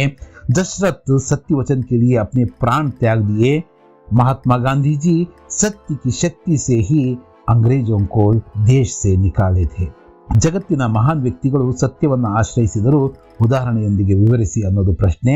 ಜಗತ್ತಿನ ಮಹಾನ್ ವ್ಯಕ್ತಿಗಳು ಸತ್ಯದ ಮೊರೆ ಹೋದರು. ರಾಜ ಸತ್ಯ ಹರಿಶ್ಚಂದ್ರ ಸತ್ಯಕ್ಕಾಗಿ ಎಲ್ಲವನ್ನ ಕಳೆದುಕೊಂಡರೂ ಸತ್ಯವನ್ನು ಮಾತ್ರ ಬಿಡದೆ ಅಪ್ರತಿಮ ಕೀರ್ತಿಗೆ ಪಾತ್ರರಾದರು. ದಶರಥ ಸತ್ಯಪಾಲನೆಗಾಗಿ ತನ್ನ ಪ್ರಾಣವನ್ನೇ ತ್ಯಜಿಸಿದರು. ಮಹಾತ್ಮ ಗಾಂಧೀಜಿಯವರು ಸತ್ಯದ ಶಕ್ತಿಯಿಂದಲೇ ಆಂಗ್ಲರನ್ನ ದೇಶದಿಂದ ಹೊರಗೆ ಕಳುಹಿಸಿದರು. महात्मा गांधी जी का सत्य की शक्ति के बारे में क्या कथन है. महात्मा गांधी जी का सत्य की शक्ति के बारे में यह कथन है कि सत्य एक विशाल वृक्ष है, उसका जितना आदर किया जाता है उतनी ही फल उसमें लगते हैं, उनका अंत नहीं होता. ಮಹಾತ್ಮ ಗಾಂಧೀಜಿಯವರ ಸತ್ಯದ ಶಕ್ತಿಯ ಕುರಿತಾದ ಹೇಳಿಕೆ ಯಾವುದು ಅನ್ನೋ ಪ್ರಶ್ನೆ. ಮಹಾತ್ಮ ಗಾಂಧೀಜಿಯವರ ಸತ್ಯದ ಶಕ್ತಿಯ ಕುರಿತಾದ ಹೇಳಿಕೆ, ಸತ್ಯ ಒಂದು ವಿಶಾಲವಾದ ಮರ, ಅದನ್ನು ಗೌರವಿಸಿದಷ್ಟು ನಮಗೆ ಸತ್ಫಲಗಳು ಸಿಗುತ್ತವೆ. ಸತ್ಯದ ಶಕ್ತಿ ಅನಂತ ಹಾಗೂ ಅಪಾರವಾದದ್ದು. झूठ बोलने वालों की हालत कैसे होती है. झूठ बोलने वालों की हालत बहुत बुरी होती है. व्यक्तित्व कुंठित होता है, इनसे लोगों का विश्वास उठ जाता है, इनके उन्नति के द्वार बंद हो जाते हैं. ಸುಳ್ಳು ಹೇಳುವವರ ಸ್ಥಿತಿ ಹೇಗಿರುತ್ತದೆ. ಸುಳ್ಳು ಹೇಳುವವರ ಸ್ಥಿತಿ ಕೆಟ್ಟದಾಗಿರುತ್ತದೆ. ಅವರ ವ್ಯಕ್ತಿತ್ವ ಮಂಕಾಗುತ್ತದೆ, ಅವರ ಮೇಲಿರುವ ವಿಶ್ವಾಸ ಕಡಿಮೆಯಾಗುತ್ತದೆ, ಅವರ ಔನ್ನತ್ಯದ ದ್ವಾರಗಳು ಮುಚ್ಚಲ್ಪಡುತ್ತವೆ. हर स्थिति में सत्य का अभ्यास क्यों करना चाहिए. हर स्थिति में सत्य का अभ्यास करना चाहिए क्योंकि सत्य की महिमा अपार है. सत्य महान और शक्तिशाली है. सत्य के सामने असत्य टिक नहीं पाता. ಎಲ್ಲ ಸಂದರ್ಭಗಳಲ್ಲೂ ಸತ್ಯವನ್ನಾಡುವ ಪರಿಪಾಠವನ್ನ ಏಕೆ ಬೆಳೆಸಿಕೊಳ್ಳಬೇಕು.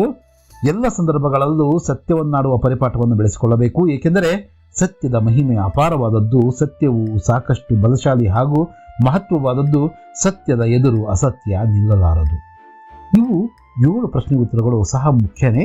ಇದರಲ್ಲಿ ಬಹುಮುಖ್ಯವಾದಂತಹ ಪ್ರಶ್ನೆಗಳು 2. ಯಾಕಂದರೆ ನಾಳೆ ನಾವು ಬರೀಬೇಕಾಗಿರ್ತಕ್ಕಂಥದ್ದು ಒಂದೇ ಪ್ರಶ್ನೆಗೆ ಉತ್ತರ.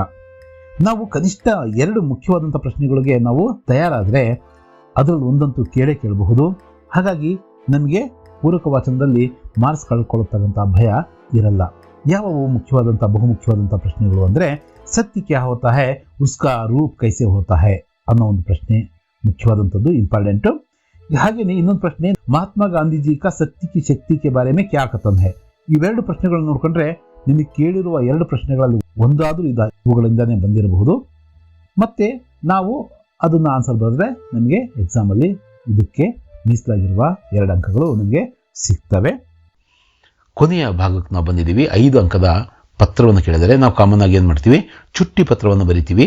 ಯಾವುದಾದ್ರೂ ಕಾರಣವನ್ನು ತಿಳಿಸ್ತಾ 4 ದಿನದ ರಜೆಯನ್ನು ನಿಮ್ಮ ಪ್ರಧಾನಾಧ್ಯಾಪಕರಲ್ಲಿ ಕೇಳ್ರಿ ಅಂತ ಪ್ರಶ್ನೆ ಕೇಳಿದರೆ ನಾವು ಅದಕ್ಕೆ ಉತ್ತರವನ್ನು ಹೀಗೆ ಬರೀಬೇಕು. ಮೊದಲು ನಮ್ಮ ಅಡ್ರೆಸ್ಸು, ಪ್ರೇಷಕ್, ಈ ನಮ್ಮದು ಏನು ಹೆಸರಿರುತ್ತೋ ಅದನ್ನು ಬರೀಬಹುದು. ಇಲ್ಲಿ ಪ್ರಶ್ನೆ ಉತ್ತರ ಪತ್ರಿಕೆಯಲ್ಲಿ ಬರೀಬಾರ್ದು ಅಂತಾರಲ್ಲ, ಅದು ಹಾಗಾಗಿ ಅಂತ ಬರೆದಿದ್ದೀವಿ. 10वीं कक्षा ಸರ್ಕಾರಿ ಪಾಠಶಾಲಾ ಚಿತ್ರದುರ್ಗ, ನೀವು ನಿಮ್ಮ ಊರಿನ ಹೆಸರನ್ನು ಹಾಕ್ಬೋದು. सेवा में प्रधानाचार्य सरकारी पाठशाला चित्रदुर्ग. मान्य महोदय, विषय छुट्टी के लिए निवेदन पत्र. आपसे निवेदन है कि मेरी तबीयत ठीक नहीं है. ಅದು ಹೈ ಅಂತ ಇದೆ ನೋಡ್ರಿ, ಹೈ ಅದು ಚುಕ್ಕಿ ಬೇಕಾಗಿಲ್ಲ. इसलिए मैं 4 दिन तक पाठशाला नहीं आ सकता अथवा आ सकती. मुझे आज से 4 दिन तक छुट्टी प्रदान करने की कृपा करें. धन्यवाद. स्थान चित्रदुर्ग. दिनांक 8/4/2022. आपका आज्ञाकारी छात्र अथवा आपकी आज्ञाकारी छात्र IE. ಇಷ್ಟನ್ನ ನಾವು ಬರೆದ್ರೆ 5 ಅಂಕಗಳಿಗೆ 5 ಅಂಕಗಳು ಬರ್ತವೆ ನೋಡ್ರಿ. ಇದು ಎಷ್ಟು ಸಿಂಪಲ್ ಆಗಿ ಬಾಡಿ ಆಫ್ ದ ಲೆಟರ್ ಅಂತ ಕರಿತೀವಲ್ಲ, ಇದು ವಿಷಯ ಎಷ್ಟು ಸಿಂಪಲ್ ಆಗಿ ಬರೀಬೇಕು. ಯಾಕಂದರೆ ತಪ್ಪುಗಳು ಬರೀದಿಲ್ದಂಗೆ ತುಂಬ ಈಸಿಯಾಗಿ ನಾವು 5 ಅಂಕಗಳನ್ನು ನಾವು ಈ ಫ್ರಮ್ ಅಡ್ರೆಸ್ಸು, ಟು ಅಡ್ರೆಸ್ಸು ಹಾಗೂ ಈ ಸಂಬೋಧನೆ ಮಾಡ್ತಕ್ಕಂಥದ್ದು ವಿಷಯ, ಈ ಸ್ಥಳ ಮತ್ತು ದಿನಾಂಕ ಇವನ್ನೆಲ್ಲವನ್ನು ನಾವು ಬರೆದ್ರೆ 5 ಅಂಕಗಳಿಗೆ 5 ಅಂಕಗಳನ್ನು ತುಂಬ ಈಸಿಯಾಗಿ ನಾವು ಪಡ್ಕೋಬಹುದು. ಮುಂದಿನ ವಿಡಿಯೋ ಪಾಠದಲ್ಲಿ ಮತ್ತೆ ಭೇಟಿಯಾಗೋಣ. ಧನ್ಯವಾದಗಳು.